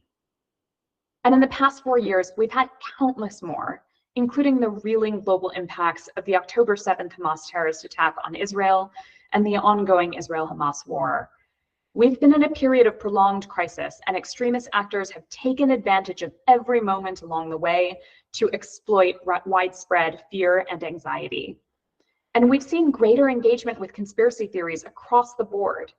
In just over a year, we tracked over 25,000 search engine searches across Canada for white supremacist conspiracy theories such as the Great Replacement and white genocide. And in discussions with our local partners across Canada, we're hearing that they're encountering increasing hate, specifically against Indians and Bengali communities, over Great Replacement theory allegations, which falsely claim that there's a sinister plot to create demographic change and replace the white population with people of color. But I want to stand up here and hold myself accountable. In the study of violent extremism and hate online, data specifically on the spread of anti-Asian hate has been vastly undercollected and underanalyzed. We cannot rely on victims and survivors to report in order to know the full scale of this. So we are only at the start of a journey to paint a full picture of the scale and spread of anti-Asian hate across Canada. We do, however, know from initial studies in the US, it seems clear that threats of violence online do correlate with offline violence. We ran a study comparing threats of violence online with FBI hate crime data, and our findings show an almost eerie correlation month by month.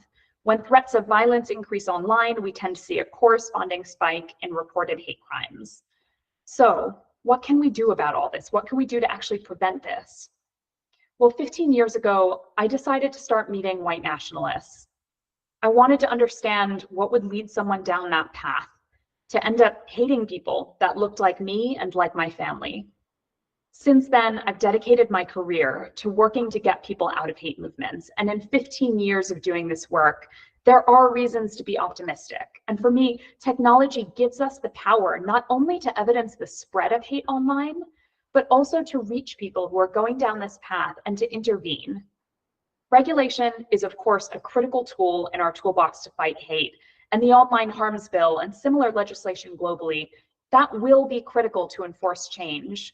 But the removal of content will not stem this kind of hate and violence on its own. And this is for 3 reasons. Firstly, there are still many spaces on the internet which are unmoderated and not liable to bans or takedowns, and where this content can thrive. Platforms like 4chan, 8kun, the darker corners of the internet, there will always be places like that online where this sort of hate content thrives. But secondly, so much of this content may not actually be eligible for takedowns according to the community standards and the policies of the tech companies, large and small, themselves. And this is because hate groups, they walk the line. They do that incredibly well. They know how to keep their content online and be just within the border so that their content isn't liable for removal. And the third reason that content moderation isn't enough is when content is removed, yes, the post or the account is deleted, but not the person who posted it. That person still exists and may continue to either repost online, move to another platform, or they may be deeply vulnerable and pose a threat to the community around them. So, content moderation is absolutely critical, but we need to go so much further than that and genuinely invest in prevention of hate online. We need to be engaging directly with people perpetrating hate. And if we're going to reach the people behind the data points, it's no longer just enough to counter the narratives online.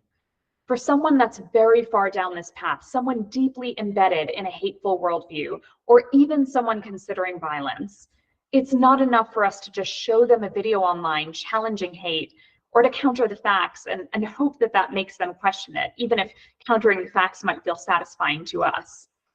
We need to start taking what we know works in prevention offline and start applying it online.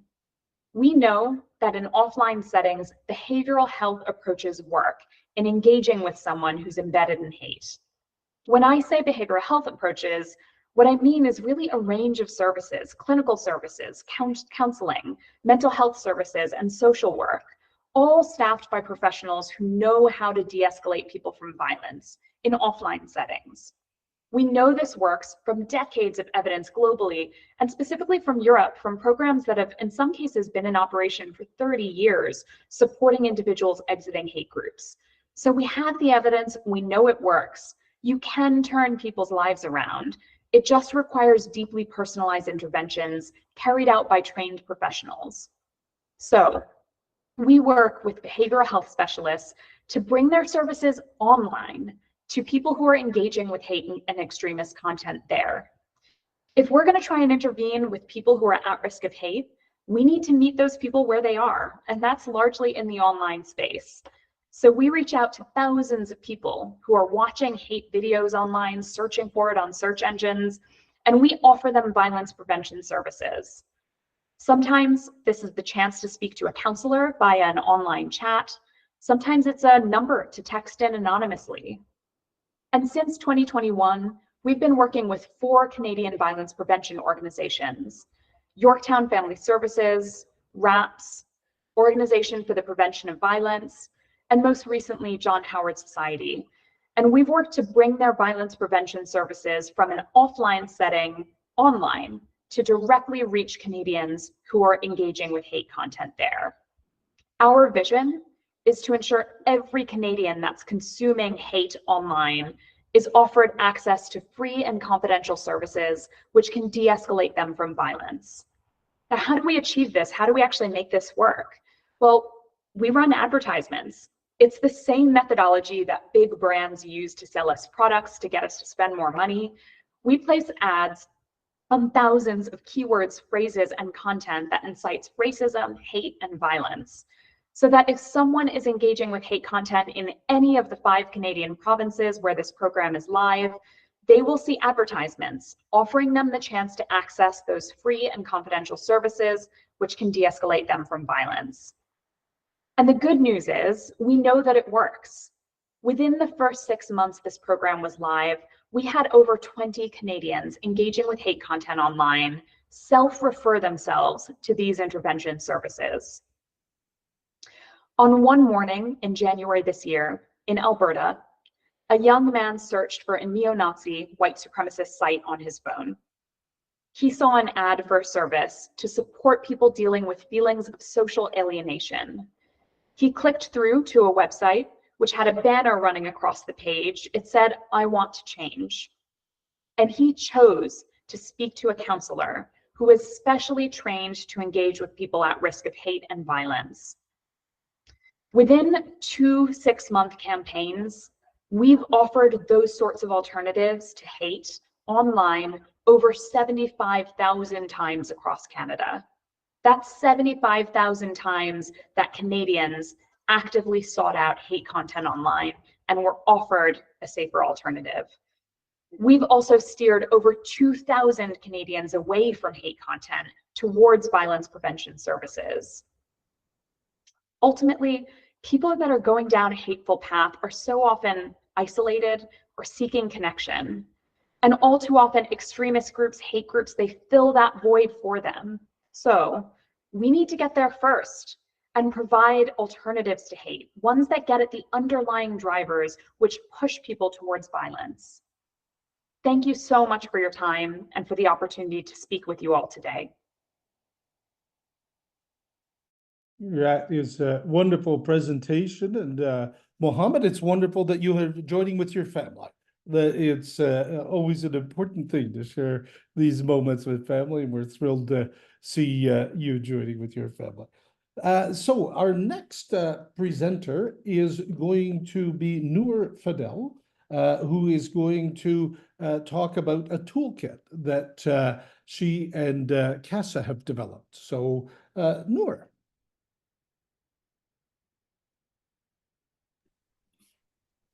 Yes, hello, everyone. Thank you so much for having me to be able to be a part of this and being able to share some of the work with CAAARC, which is the Council of Agencies Serving South Asians. So my name is Noor Fadil. My pronouns are she, her, and I am one of the project managers on anti-racism initiatives with CAAARC, as well as the BC Outreach Coordinator, as we are currently in the middle of doing a bit of a national expansion. So we'll be expanding over to Quebec, Alberta, and British Columbia over the work that we've already been doing in Ontario. So I am so excited to be sharing with you all a kind of like a digital toolkit that we created last year in partnership with a project on combating online hate for youth children. It is called the Eradicate Hate 2.0. So I'm super excited to share this all with you, and looking forward to hearing what everyone thinks as well. So just a little bit of CAAARC and the mission of CAAARC. Again, it's known as the Council of Agencies Serving South Asians, an organization based out in Ontario. And really our mission is to facilitate the economic, social, political, and cultural empowerment of South Asians by providing resources, information, research, mobilization, service delivery, to communities across Ontario and hopefully now more nationally. And we really aim to create social change by building alliances and working collaboratively with those who share a vision of empowering all communities to participate in defining Canada's future. So basically, a few years ago, CAAARC worked on a project called Eradicate Hate, which was part of the collaborative kind of effort to combat online hate in partnership with the Anti-Hate Community Leaders Group. So we compiled a bunch of research to create a toolkit and host of other resources for agencies with the social justice mandate. And this digital toolkit that was created was kind of like a PDF document of all this information for the general audience to be able to access. And then through that, we recognized that there was a huge gap in resources provided for younger generations, so youth and children. And we know this day and time, everybody is active on technology devices, your laptops, your computers, your phones. So CAAARC, through that, kind of had a little bit more of an opportunity to combat that specifically, which is focusing on Eradicate Hate 2.0. So the reason we kind of started getting into this work was based off some of the research that we found. So, hate speech is not explicitly defined under any statute. 223,000 self-reported hate crimes in Canada in 2019 alone. Nearly 80% of these hate incidents were not reported to the police. And communities of color are the most frequent targets of hate content and hate speech. So why did we feel like this toolkit was needed to create for Eradicate Hate 2.0 is because, we have to recognize that a lot of the younger folks are accessing these digital spaces.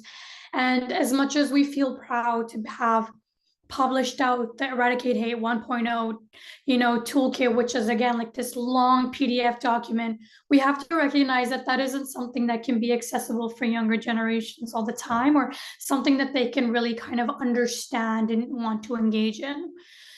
So during our time doing the Eradicate Hate 2.0 project, we started by doing a needs assessment. So all the data collected was identified as anonymous and was only used to inform and guide the adaptation of the toolkit for children and youth. So what we kind of started with was gaining that data. So we created surveys where we engaged with stakeholders from across the province of Ontario. Around 3,414 participants consented and participated in our survey. We provided focus groups as well, where we engaged with 30 residents of Ontario through 3 focus groups focused on children and youth, parents and educators, and youth serving agencies, as well as key informatives. And the needs assessment was conducted by the Neighborhood Pods Toronto on behalf of CAAARC. So while we were doing this information and kind of seeing what majority of the population in Ontario, specifically, again, the youth and children, we were kind of looking at what were some of the findings and, some of the questions that we were asking. And one of them was like, when you are accessing these online services or apps or product, like, where are you seeing these things of hate, and whether that's you witnessing it yourself or it happening to you, or, someone you know. And we recognized there was a lot of these online platforms such as Twitter, TikTok, Facebook, Roblox, Discord, Twitch. So a lot of these like streaming services as well. And then through that kind of information that we found, as a project manager for that project, I recognized that, creating a PDF digital toolkit is definitely beneficial for the general audience, but I wanted to create something that could really be accessible for youth and children. And so we created the digital toolkit in the form of an app. So these are just the QR codes if anyone does want to download it and get in it. Otherwise, the app is available as well on CAAARC's website. But yeah, I'm going to kind of just briefly go over kind of how the structure of the app works. So the app is called Eradicate Hate. And we really wanted to make it like a digital toolkit in this app where youth and children, parents and teachers can all be able to access this, and not only just access it once, but like be able to go back and be able to find updated support and resources when needed. So we have 4 subsections within the app, which is learn, breathe, share, and support. And I'm going to go over it just a little bit over each one so we kind of have a general idea about it.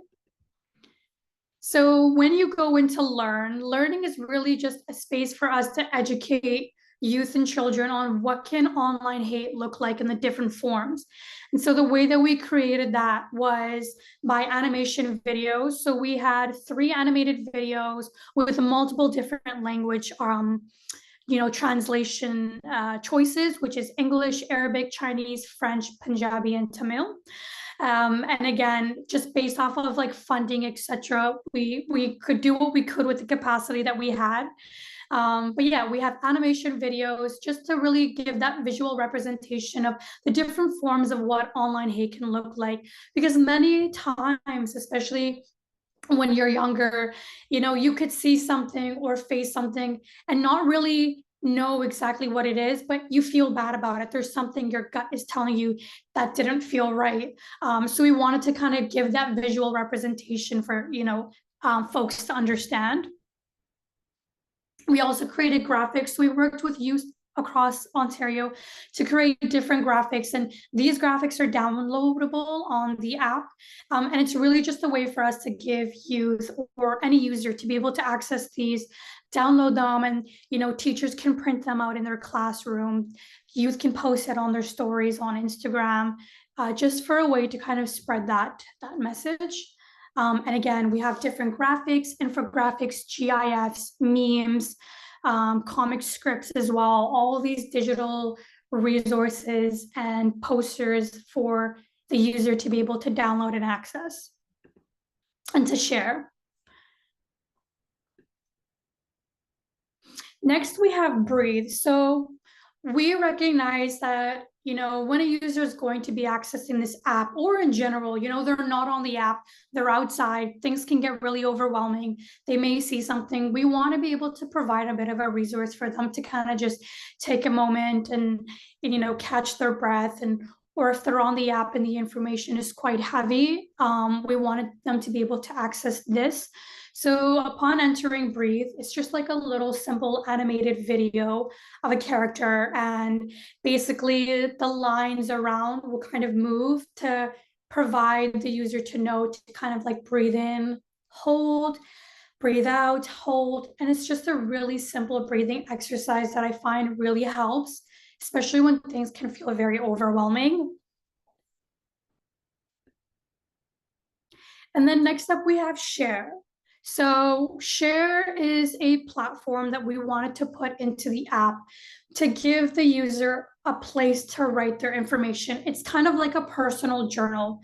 So someone as myself, for example, who has experienced a hate crime and online hate, something that I recognized was during the incident when it happened to me, I could remember as much as I could, but as the days went on, my brain would start processing more of the information and more key things. And I didn't want to forget about it. So I would just write it on my notes. So this is kind of what the share aspect of the app is. It's really to be able to give the user a place where they can write down the information of their incident and be able to come back on it and add on additional details. So they'll have the space to kind of enter the details of the description of the incident, the location, whether it was a physical location or a social media platform. And then through that kind of information, you'd have the option to either just save. And what happens is when you click save, it will save it onto your phone gallery. So maybe 2-3 years down the line, you realize, I never reported this incident. I didn't think anything of it, but now I'm going back and realizing like this actually happened to me. Users can be able to go back on their phone gallery and see like a picture image of the report that they wrote just for their own personal memory and use. But we also have an option where the user can share, which is completely a choice and completely anonymous. Whatever information you put into the description will be shared. And that will be sent over to CAAARC, to myself and our executive director on a very confidential kind of email where only her and I have access to, and just to have that information of the incident for purposes of further research and recognizing these incidents are still happening. Again, it's completely anonymous, so whatever information you decide to share and write down in the description is what we will be able to access. And that is, again, not something you have to do. We really encourage you to actually just save your information for your own, and just to, be able to access that in the future if you feel like you wanted to. And then last but not least is support. So finding the right resources you need. Although the app is definitely one part, we recognize that there's so many resources already available by these amazing organizations, agencies, and folks across. So users are able to kind of go on, you access the app, you figure out all the things in it, you're done. It's still downloaded in the back of your phone, you forget about it. You go out of your way, you're feeling, you witness something, you see something, or somebody who came to you, a friend, and they were kind of talking like this and this is what I'm going through. And you remember, wait, I have the app, let's go on. They have a whole section of resources. So we have resources that are, nationally, so Canada-wide, Western Canada, Eastern Canada, Northern Canada, and provincial based. And then we also have resources online. So resources for educators, like teachers, youth serving educators, the Anti-Hate Community Leaders Group, which is a bunch of organizations that have come together to create this Anti-Hate Leaders Group, where we kind of share resources and information and events with each other, as well as the Anti-Hate Toolkit. And we also provide a crisis line as well.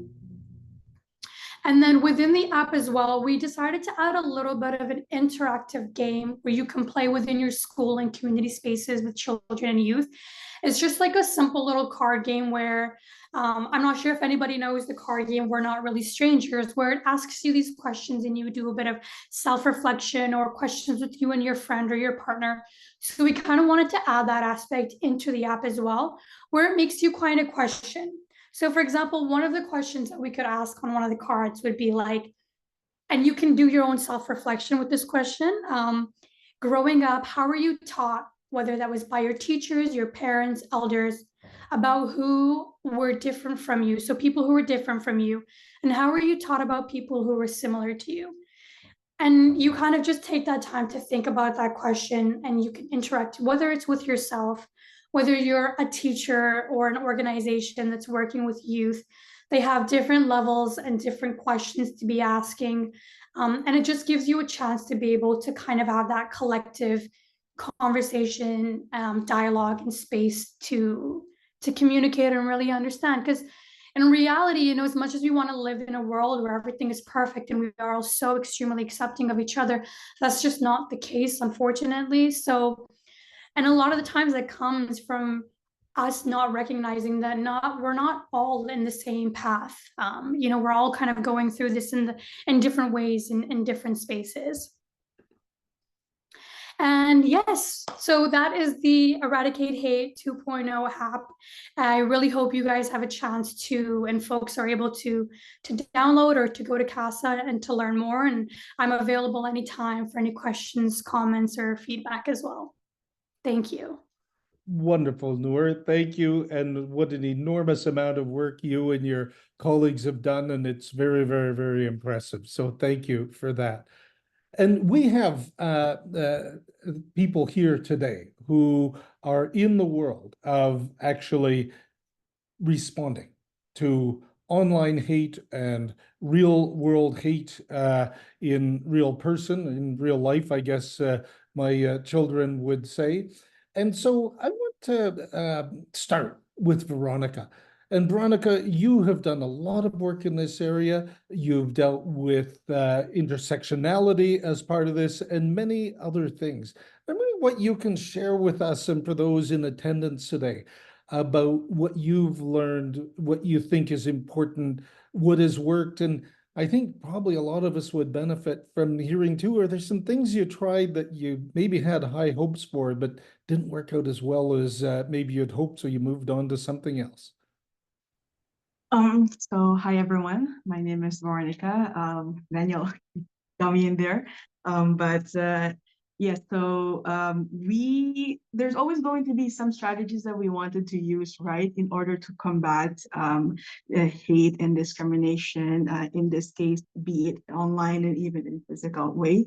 One thing that I have noticed is that I cannot force, or we cannot force people to be empathetic, to provide kindness as well.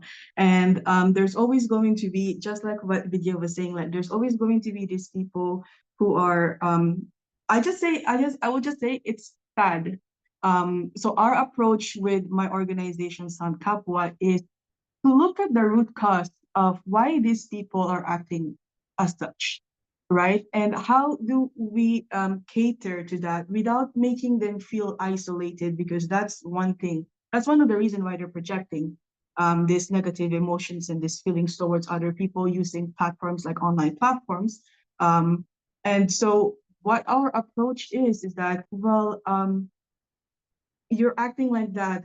Let's take it, let's take a deep breath, so talking about Noor and the resources that she just provided, one thing that I started noting more and more often is the mere fact that you take a step, someone's putting something on Instagram, I don't like this, no, you're hateful, etc., etc. Take a step back, read it, take a deep breath, and then think, why are these people very much angry, and look at the root cause of it.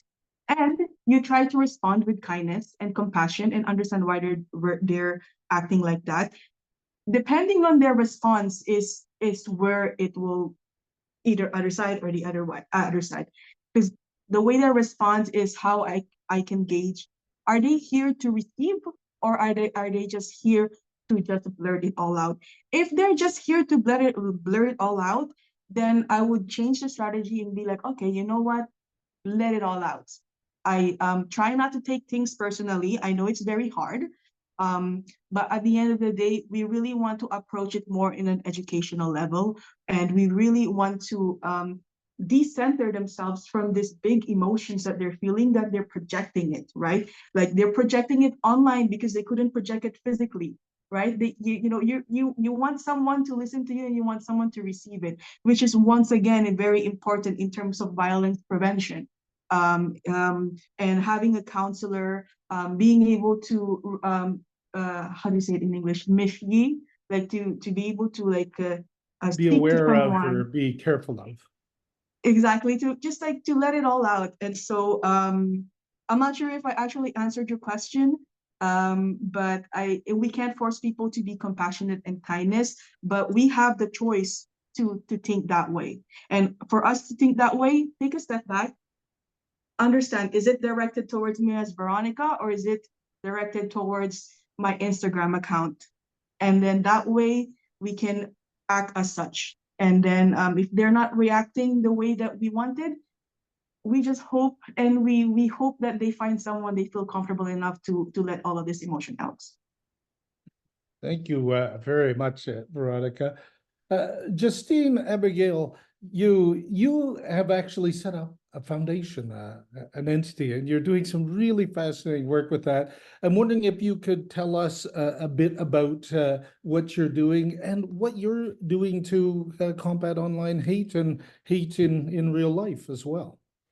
Salamat, Daniel, and magandang hapon sa inyong lahat. Ako ay si Justine Abigail Yu. Good afternoon to all of you. My name is Justine Abigail Yu, saying hello in my first language of Tagalog, which is one of the many languages of the Philippines. And Daniel, thank you for doing such an exceptional job moderating. And Veronica, for your answer. I have found this conversation so fascinating. I have so much to say. So Daniel, you're going to need to moderate me. Okay.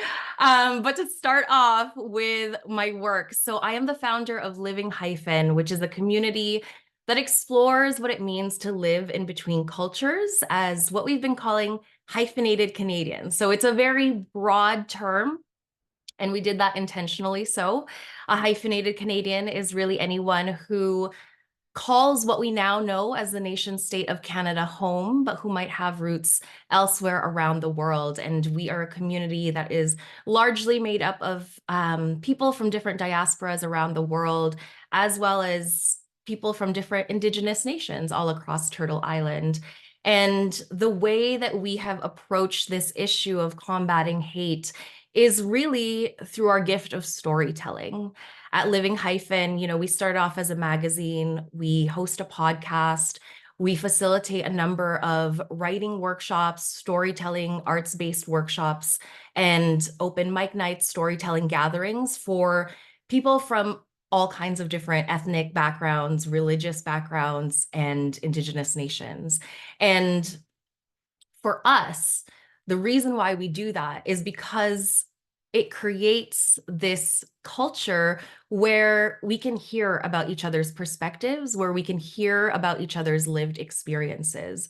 And for me, our approach is really multi-pronged, I guess. For us, what's really important, especially with racialized communities and racialized storytellers, is having a chance and having a space that feels supportive and positive, where you can actually share your stories out loud, your lived experiences, however that may look, especially for those of us who have been displaced in some way, whether, voluntarily so or forced, whether on this land or somewhere else around the world. For us to have a space where we can share our stories, especially in a world and a society where, many racialized communities have been told that their stories don't matter, that they're not Canadian enough, maybe they're not Filipino enough, or whatever ethnicity enough. Having the chance to actually speak out loud your story, hear your own voice, speak your own truth is so critical. Especially as we're having these conversations, a huge issue, I have so many notes here, but a huge issue that we're running across here is the reporting issue, right? Many of us don't feel confident or compelled to speak up when something like this happens. And so for us at Living Hyphen, starting here, before we even encounter hate, but practicing speaking out loud our stories, having the confidence as racialized and marginalized communities to speak our stories out loud is so crucial in all of this.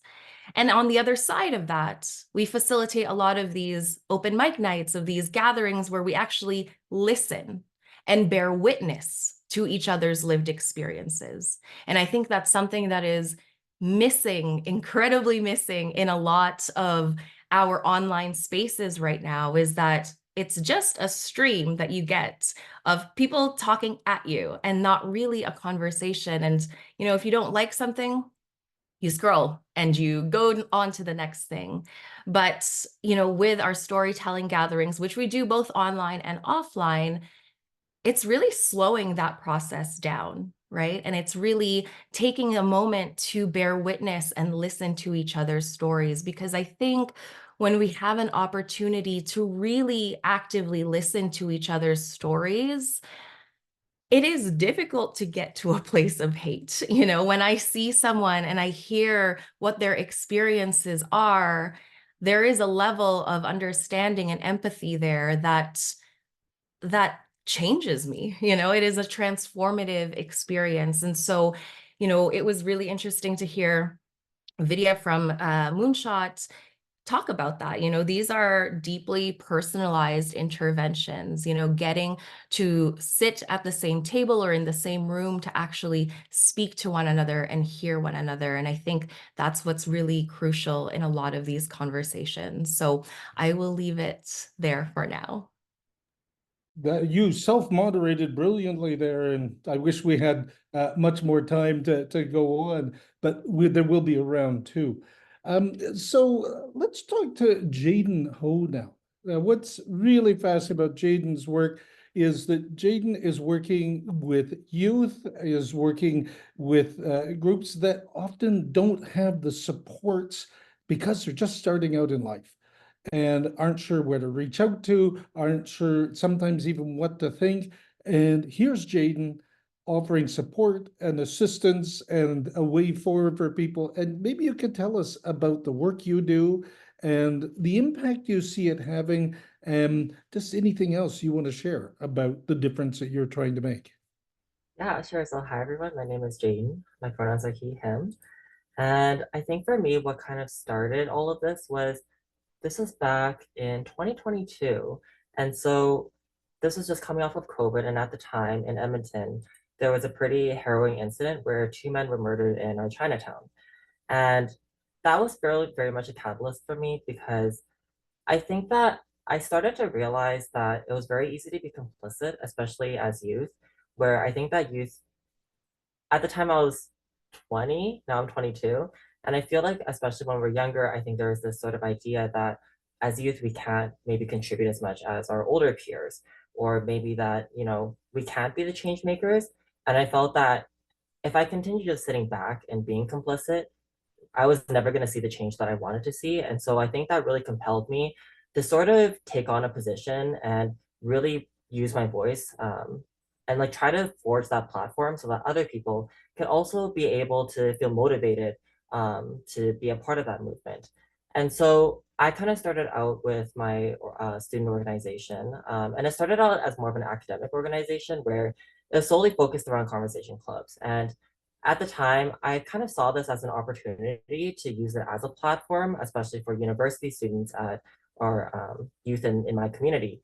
And so through that, I really wanted to start incorporating this social justice messaging and these ideas of Asian anti-racism, and really be able to use this club as a platform to increase visibility for youth mobilization in these very real and very distressing social issues that were happening around the world and within our community. And so a lot of my work as part of the president of KGK has been engagement-based works, such as events to increase awareness of Asian hate issues. And so I think that our organization is very uniquely situated in that we're not only like an external group that is promoting and advocating for anti-racism against Asian hate, but also that we ourselves are the community, because we have our member base and we have people who come every week. And so I really saw that as a sort of opportunity to be able to use not only like the platform, but also be able to use the community as an organization that hosts, pervades, and is the community. And so for our events, I think that one of the big things I noticed is on my campus, and I think on a lot of campuses as well, I think that there's a bit of a lack of Asian representation. At the U of A, I felt that coming into my university experience, I didn't really see myself represented in the events and in like the initiatives and things that were going on. And so I just thought that, you know, if the culture clubs are not seeing the same amount of support as others, then I have to kind of break that narrative and go out and try to do something more about it. And so we started hosting a lot of like large scale events, kind of centered around the tenets of culture, community, and connections. And I wanted to be very strategic in the way that we went about this, where obviously as a student group, we want to have fun and things like that. But I also really recognized that this is a really good opportunity to imbue these messages into the events. And so it was really a multi-pronged approach where these events were, one, meant to increase the awareness of the vibrancy of the cultures. I think that with COVID, that really sparked a lot of hate, and I think that it kind of marred people's images of Asian cultures. And so the first thing was collaborating with a lot of Asian groups on campus and locally to be able to showcase the beauty of Asian cultures. The second kind of aspect of it was trying to use these events as platforms and inviting local organizations to table at the event. So they're also able to promote their own activities and kind of like demonstrate the different resources that were available in the city for youth to access. And then the last kind of piece to that was really that like social justice messaging and being very explicit in the mission of our event and promoting that, whether it be working with the CRRF, whether it is donating to the Represent Asian project and things like that. And so those are like the main sort of things that I've done as part of my organization. And then outside of that, you know, I've tried my best to do presentations on youth mobilization and anti-racism. I've written articles to support these issues. And just in general, now that I'm graduated, I'm slowly starting to move into that work a little bit more at a legislative issue, working with the city of Edmonton. Great, that's wonderful. Thank you very much, Jaden, for that. I will come in a moment to Elizabeth and to Noor, but I have a question for the three who've just answered before we get there. You've all talked about engaging in this space, and you've all either mentioned directly or inferred the weight that it takes sometimes to do this. And I'm wondering if you have anything from your experience that you could share. How have you gone and found encouragement and support when you've needed it to step into this one more time, or maybe even step into it the first time? Any advice to someone who's listening today, who's either themselves thinking, how do I step in and talk about that conversation that you raised, for example, Veronica, about somebody, are they after my Instagram account or are they after me? Or Justine, when you're talking about people who are saying to themselves, well, you know, I'm going to define you this way, and, you know, I'm not going to let you define yourself. Or in Jaden, your case, the question you asked about, you know, am I going to work to change my society or not? And maybe I need to do something different than I've done in the past. How have you gone out and found that support when you've needed it, so that you can write that extra email, or you can raise your hand, or you can stand up and say, I have something to say? How have you gone about that? I mean, I can go first. Oh, sorry, did you? Okay. I think that for me, I was very fortunate in that my parents were kind of involved in these Chinatown revitalization projects previously. And so seeing them kind of working for that community, I think that it's very inspiring, and it kind of invigorated me to take that extra step. And I think especially for me, I was sort of sitting back and I was thinking back to when I was younger, and I would go to Chinatown, and I would like, that would be such a space of community and warmth for me. And at this point now, when I kind of look at Chinatown, it wasn't a reflection of what I was able to experience in the past. And it was really heartbreaking because, you know, seeing how it's been neglected and these issues that stem from all these like very systemic issues, such as the model minority myth and things like that, that have proliferated these ideas that have led to these issues to reflect in like our communities and what we see, and that lack of vibrancy. It really made me think like, okay, in the future, do I want to see my ancestors, or sorry, not my ancestors, my children and the future not have that space and not have that sort of voice at the table, you know? And I think that kind of like reminding myself that, like, yes, you know, we're working for the future, but at the same time, like, I am the future. I'm going to be the one that needs to lead that. I think that was fairly something that was sort of an epiphany that really pushed me to take that step forward and maybe like pluck up the courage to do more than like what I was doing before.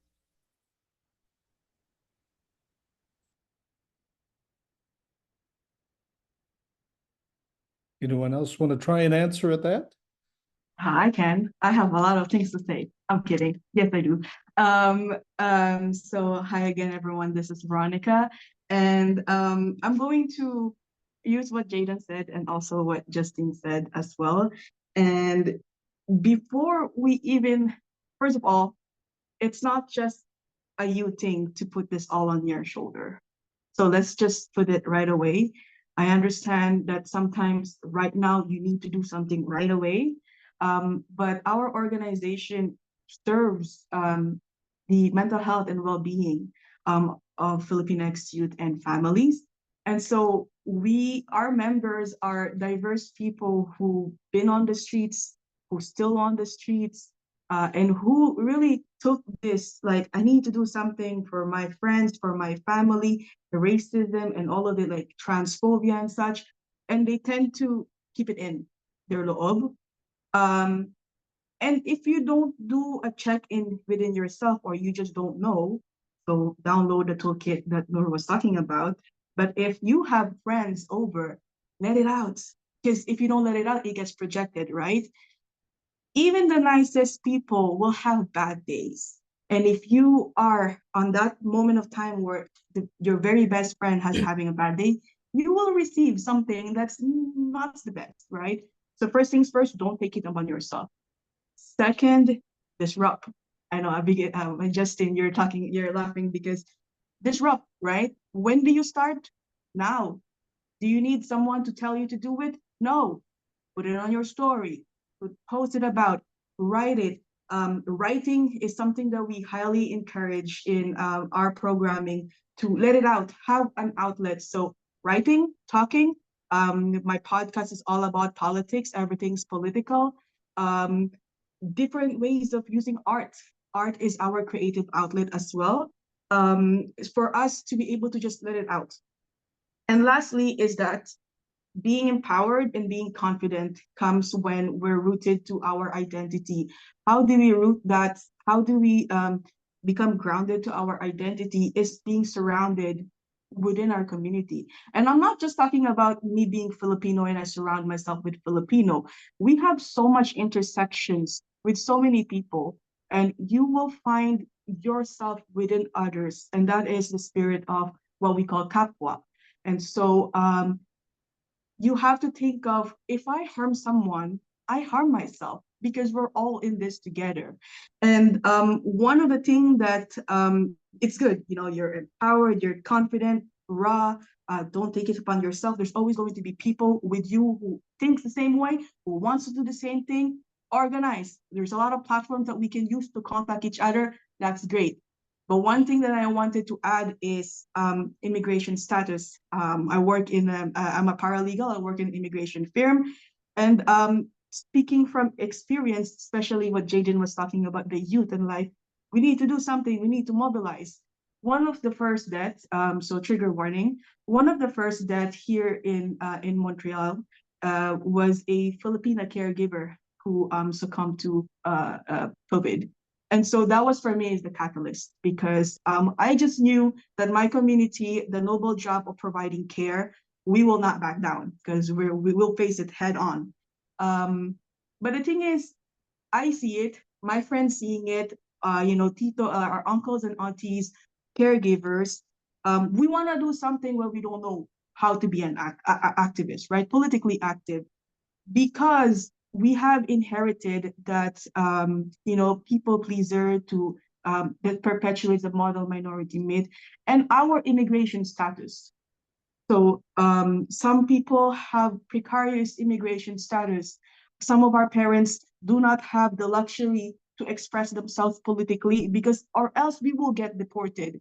So that is something that has been missing a lot lately, is the conversation of people's immigration status. They cannot be confidently walking on the street, because that will jeopardize their immigration status, and they can't sponsor their children or your family member. So don't take it into heart, but be mindful that there's so much intersections the people that we face.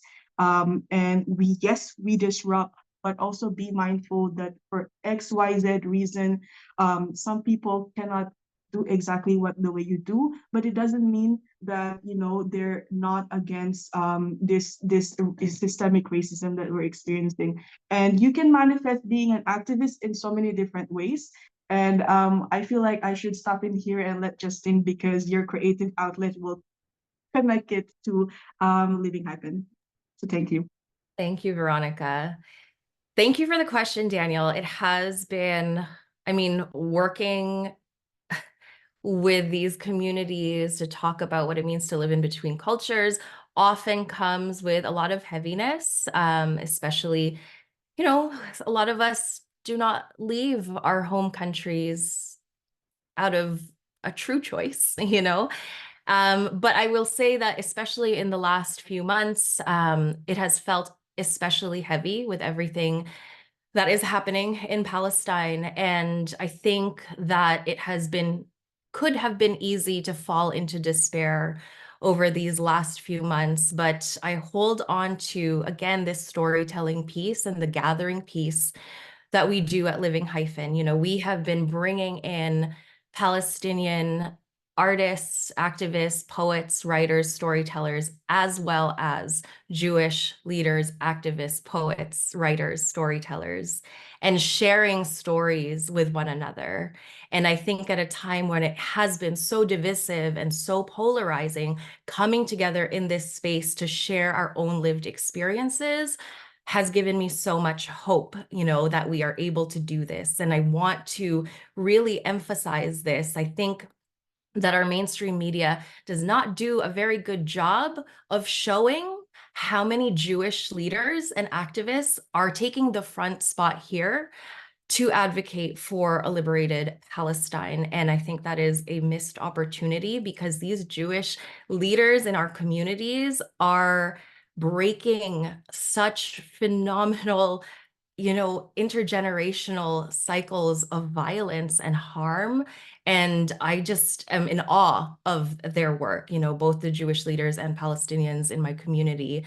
And that for me is what brings me a lot of hope, and what brings me back, coming back every time, is the fact that when we create these interventions sounds like a big word, but like these gatherings of coming together and sharing story, you know, we really break down these barriers. And I think, you know, I was looking and reading a lot at Dr. Ip's environmental scan, and reading particularly the Media Smart survey, and hearing and seeing, you know, especially with youth, 70% agreed that it was important to speak up about, you know, online hate. And yet only 45% said that that it was in their place to speak up. And I also saw a stat that said 71% of youth are more likely to take action if someone they know told them that what happened hurt their feelings. You know, again, that empathy piece, that coming together and actually talking to each other piece is so important. And we see it in the data. You know, we saw a lot of statistics around the hate that we're seeing, but I'm focused on, you know, the fact that youth need to feel prepared and confident in their ability to speak up and to intervene in these moments. And again, I'm seeing that in action in these communities that we are cultivating and fostering at Living Hyphen and beyond in these conversations. I'll be honest, when I came into this policy forum, I had a lot of my own ideas of what was going to happen here. And a lot of that has changed, or at least has reshaped itself. And again, having more understanding of where people are coming from is so crucial. And yeah, I think that that is what really brings me here, is like investing in these systems of healing. We've talked about it in the last panel. So many people said education, you know, and I don't know, this online harms bill, I'm not a policy person per se, but we love surveillance, policing, and the carceral state. But at the end of the day, we're seeing these increase in online hate. And if we're reporting or if we're arresting these people, sure, okay. And then what? Do they learn anything? Is there transformation there? And that for me is what I'm really interested in. And yeah, and what I really hope that we can take into consideration and more of in these spaces is how do we, aside from the punitive punishment side of things, how do we invest in these systems of healing, in these systems of education? Because, you know, I have been, like so many people here, have been a victim of online hate, especially during COVID. You know, I was told to go back home. I was threatened to be called, someone threatened to call the police on me for being in a public space just because of how I look and because I'm Asian.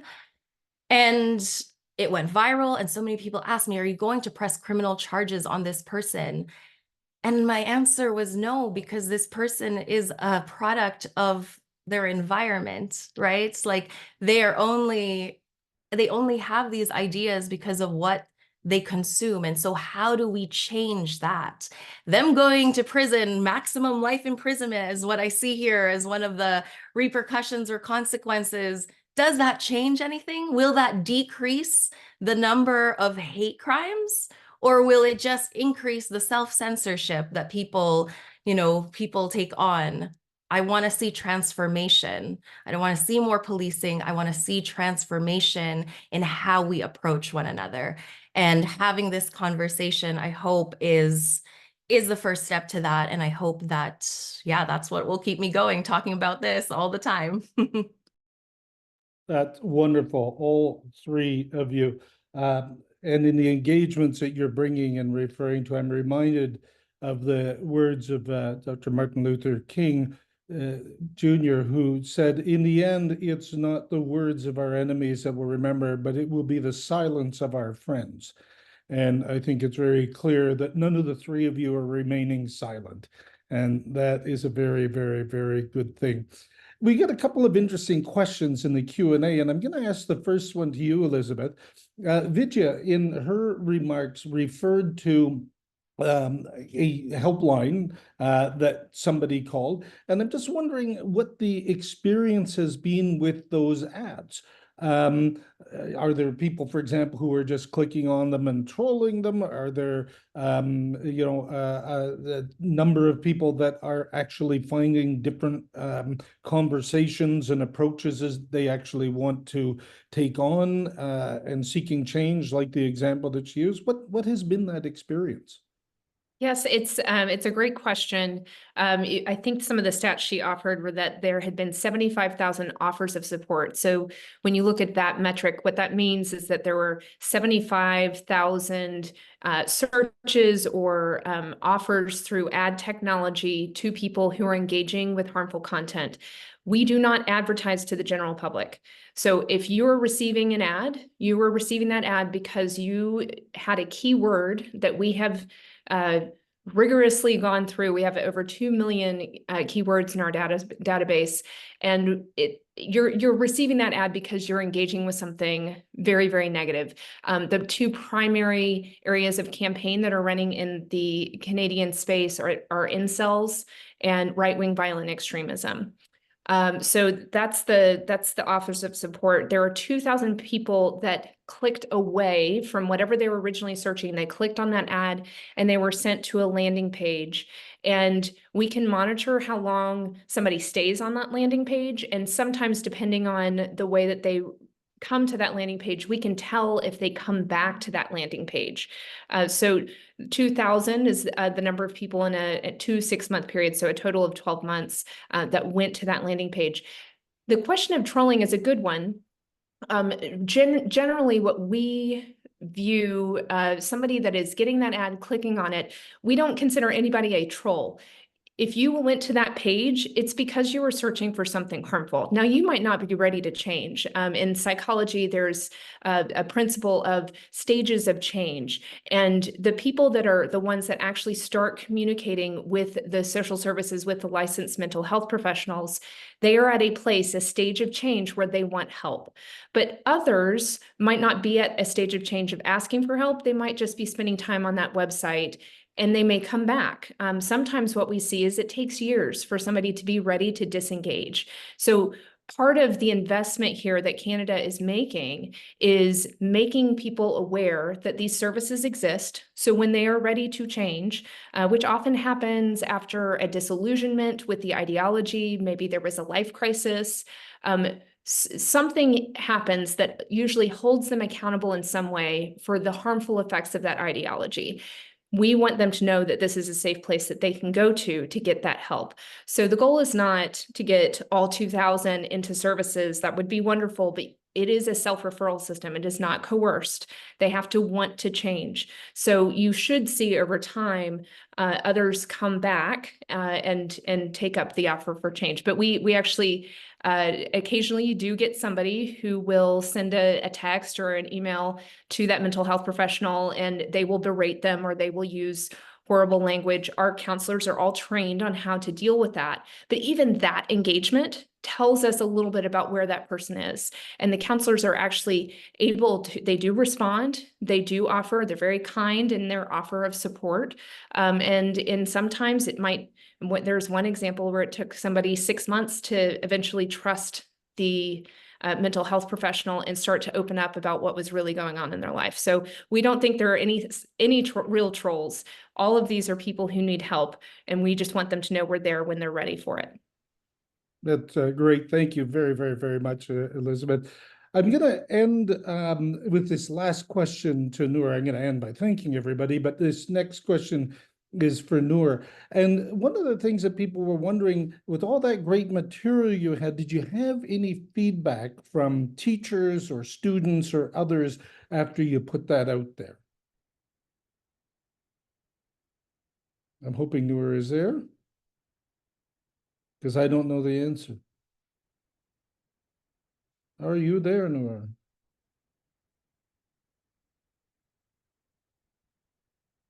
Okay, I think we've lost Noor, but in the materials that we send out after, we'll try to get that answer, and we'll try to send out, we're going to be sending out some things after the session.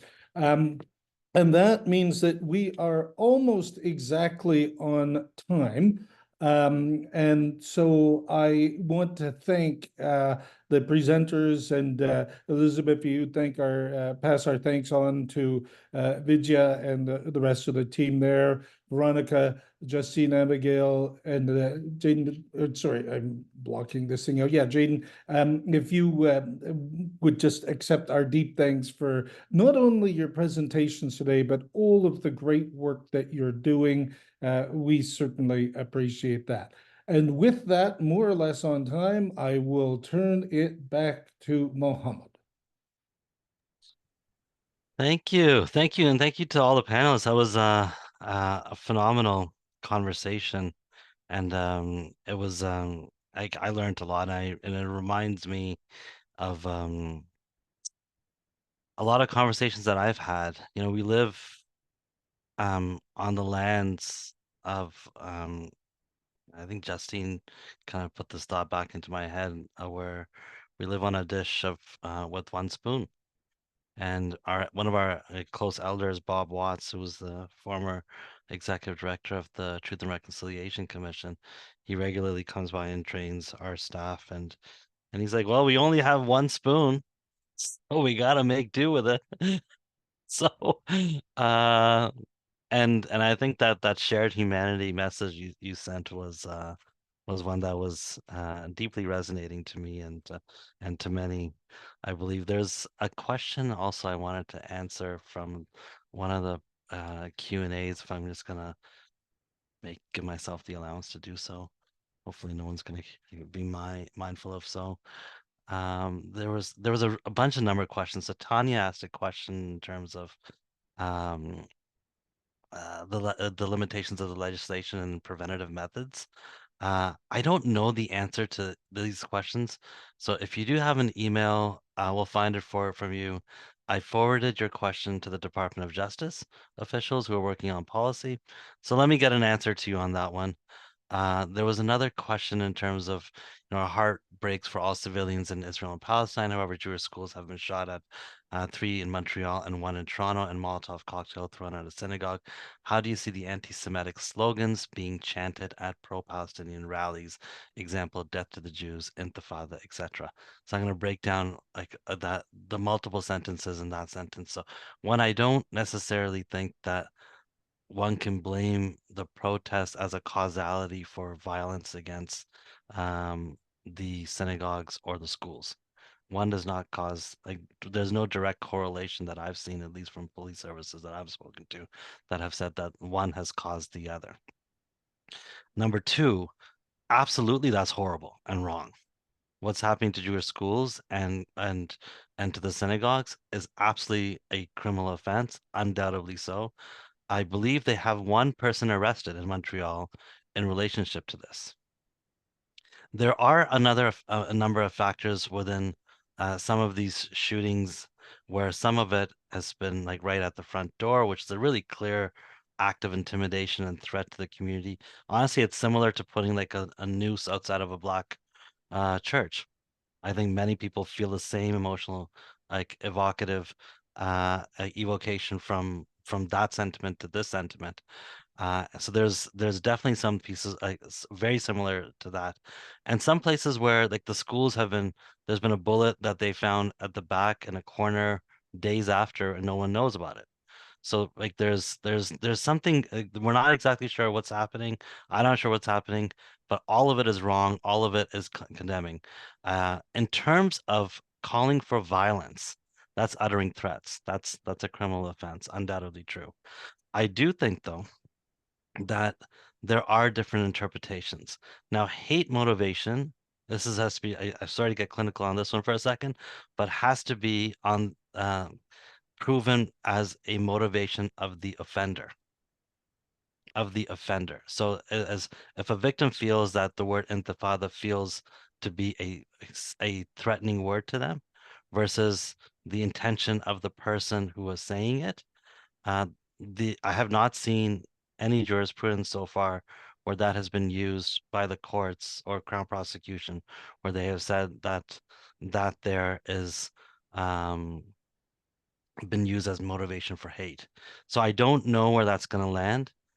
This is obviously a live situation. There's lots of jurisprudence that's out there, but I can only tell you what I've seen and what I haven't seen, and therefore that's that. I hope that answers really badly all the circumstances around that one question, but hopefully gives some greater clarity in terms of where things are at on that. I don't want to get too many into the questions there, but I'll just stop there and say, look, I think that like part of what has been said here that is not something that is very much been a focus of the CRRF for the last number of years, because we focused a lot in trying to plug holes within policing. And I take your comments very seriously in terms of we've had enough with policing. We're not sure if, increasing sentences has any sense of deterrence or it's going to create any degree of greater deterrence. I'm not too sure about that one either, particularly when it comes to the online harms bill and increasing sentencing to maximum life sentences for hate speech. I don't know how valuable that is as a measure. We have provided our commentary on that as well. But I think that the desire for transformation and healing is very important. Now, how that happens is still up for debate, because I fully agree, reporting to the police is not for everybody. And the reality is maybe 2 to 3% of actual hate speech or hate crimes go to the police, according to the Stats Canada. Like, is the expectation that that's going to change? No. Like, are we trying to figure out ways to make that better? Yes. So as I said in our Building Bridges workshops, we're training thousands of police officers across this country over the next year, and thousands of community organizations on how to report if they want to, and how to support to communities if they don't want to go to the police. Because we recognize that a lot of people will still not go to the police. But we need to then, but if you don't go to the police right now, you don't get considered as a victim. So if you don't get considered a victim officially, you can't get victim services. So there are provincial services that kick in and become accessible to people if they go through that system. So it's a conundrum, but also third-party reporting. We've seen multiple examples of this across this country, and sometimes community organizations have amazing intentions of saying, okay, here, report to us and let's see how we can address this. And sometimes they're able to do so, but many a times, like community organizations are not like properly, adequately funded. And sometimes somebody will report something in there, which is like an assault or something, and it sits in there in a database or on a voicemail for 6 weeks. And by that time, if it gets to the police after 6 weeks, if the person wants to send it over, by that time the video evidence is gone, tapes are already done. So I think that there's complications in terms of third-party reporting that we don't have an answer to, victim services that we don't have an answer to, and Viola saying get off the mic.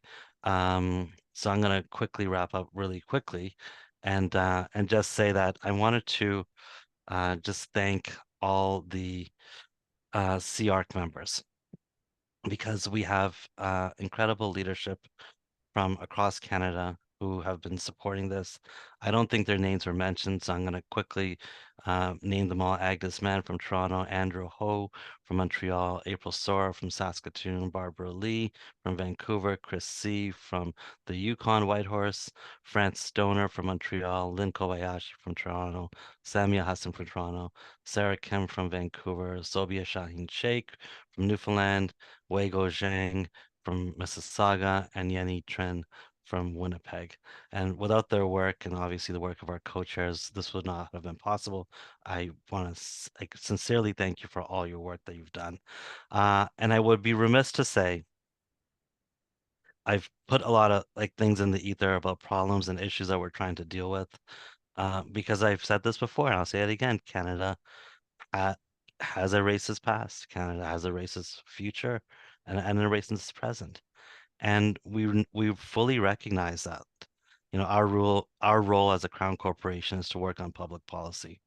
And because we recognize that we are a promise as well. We're a federal Crown Corp, or an anti-racist organization.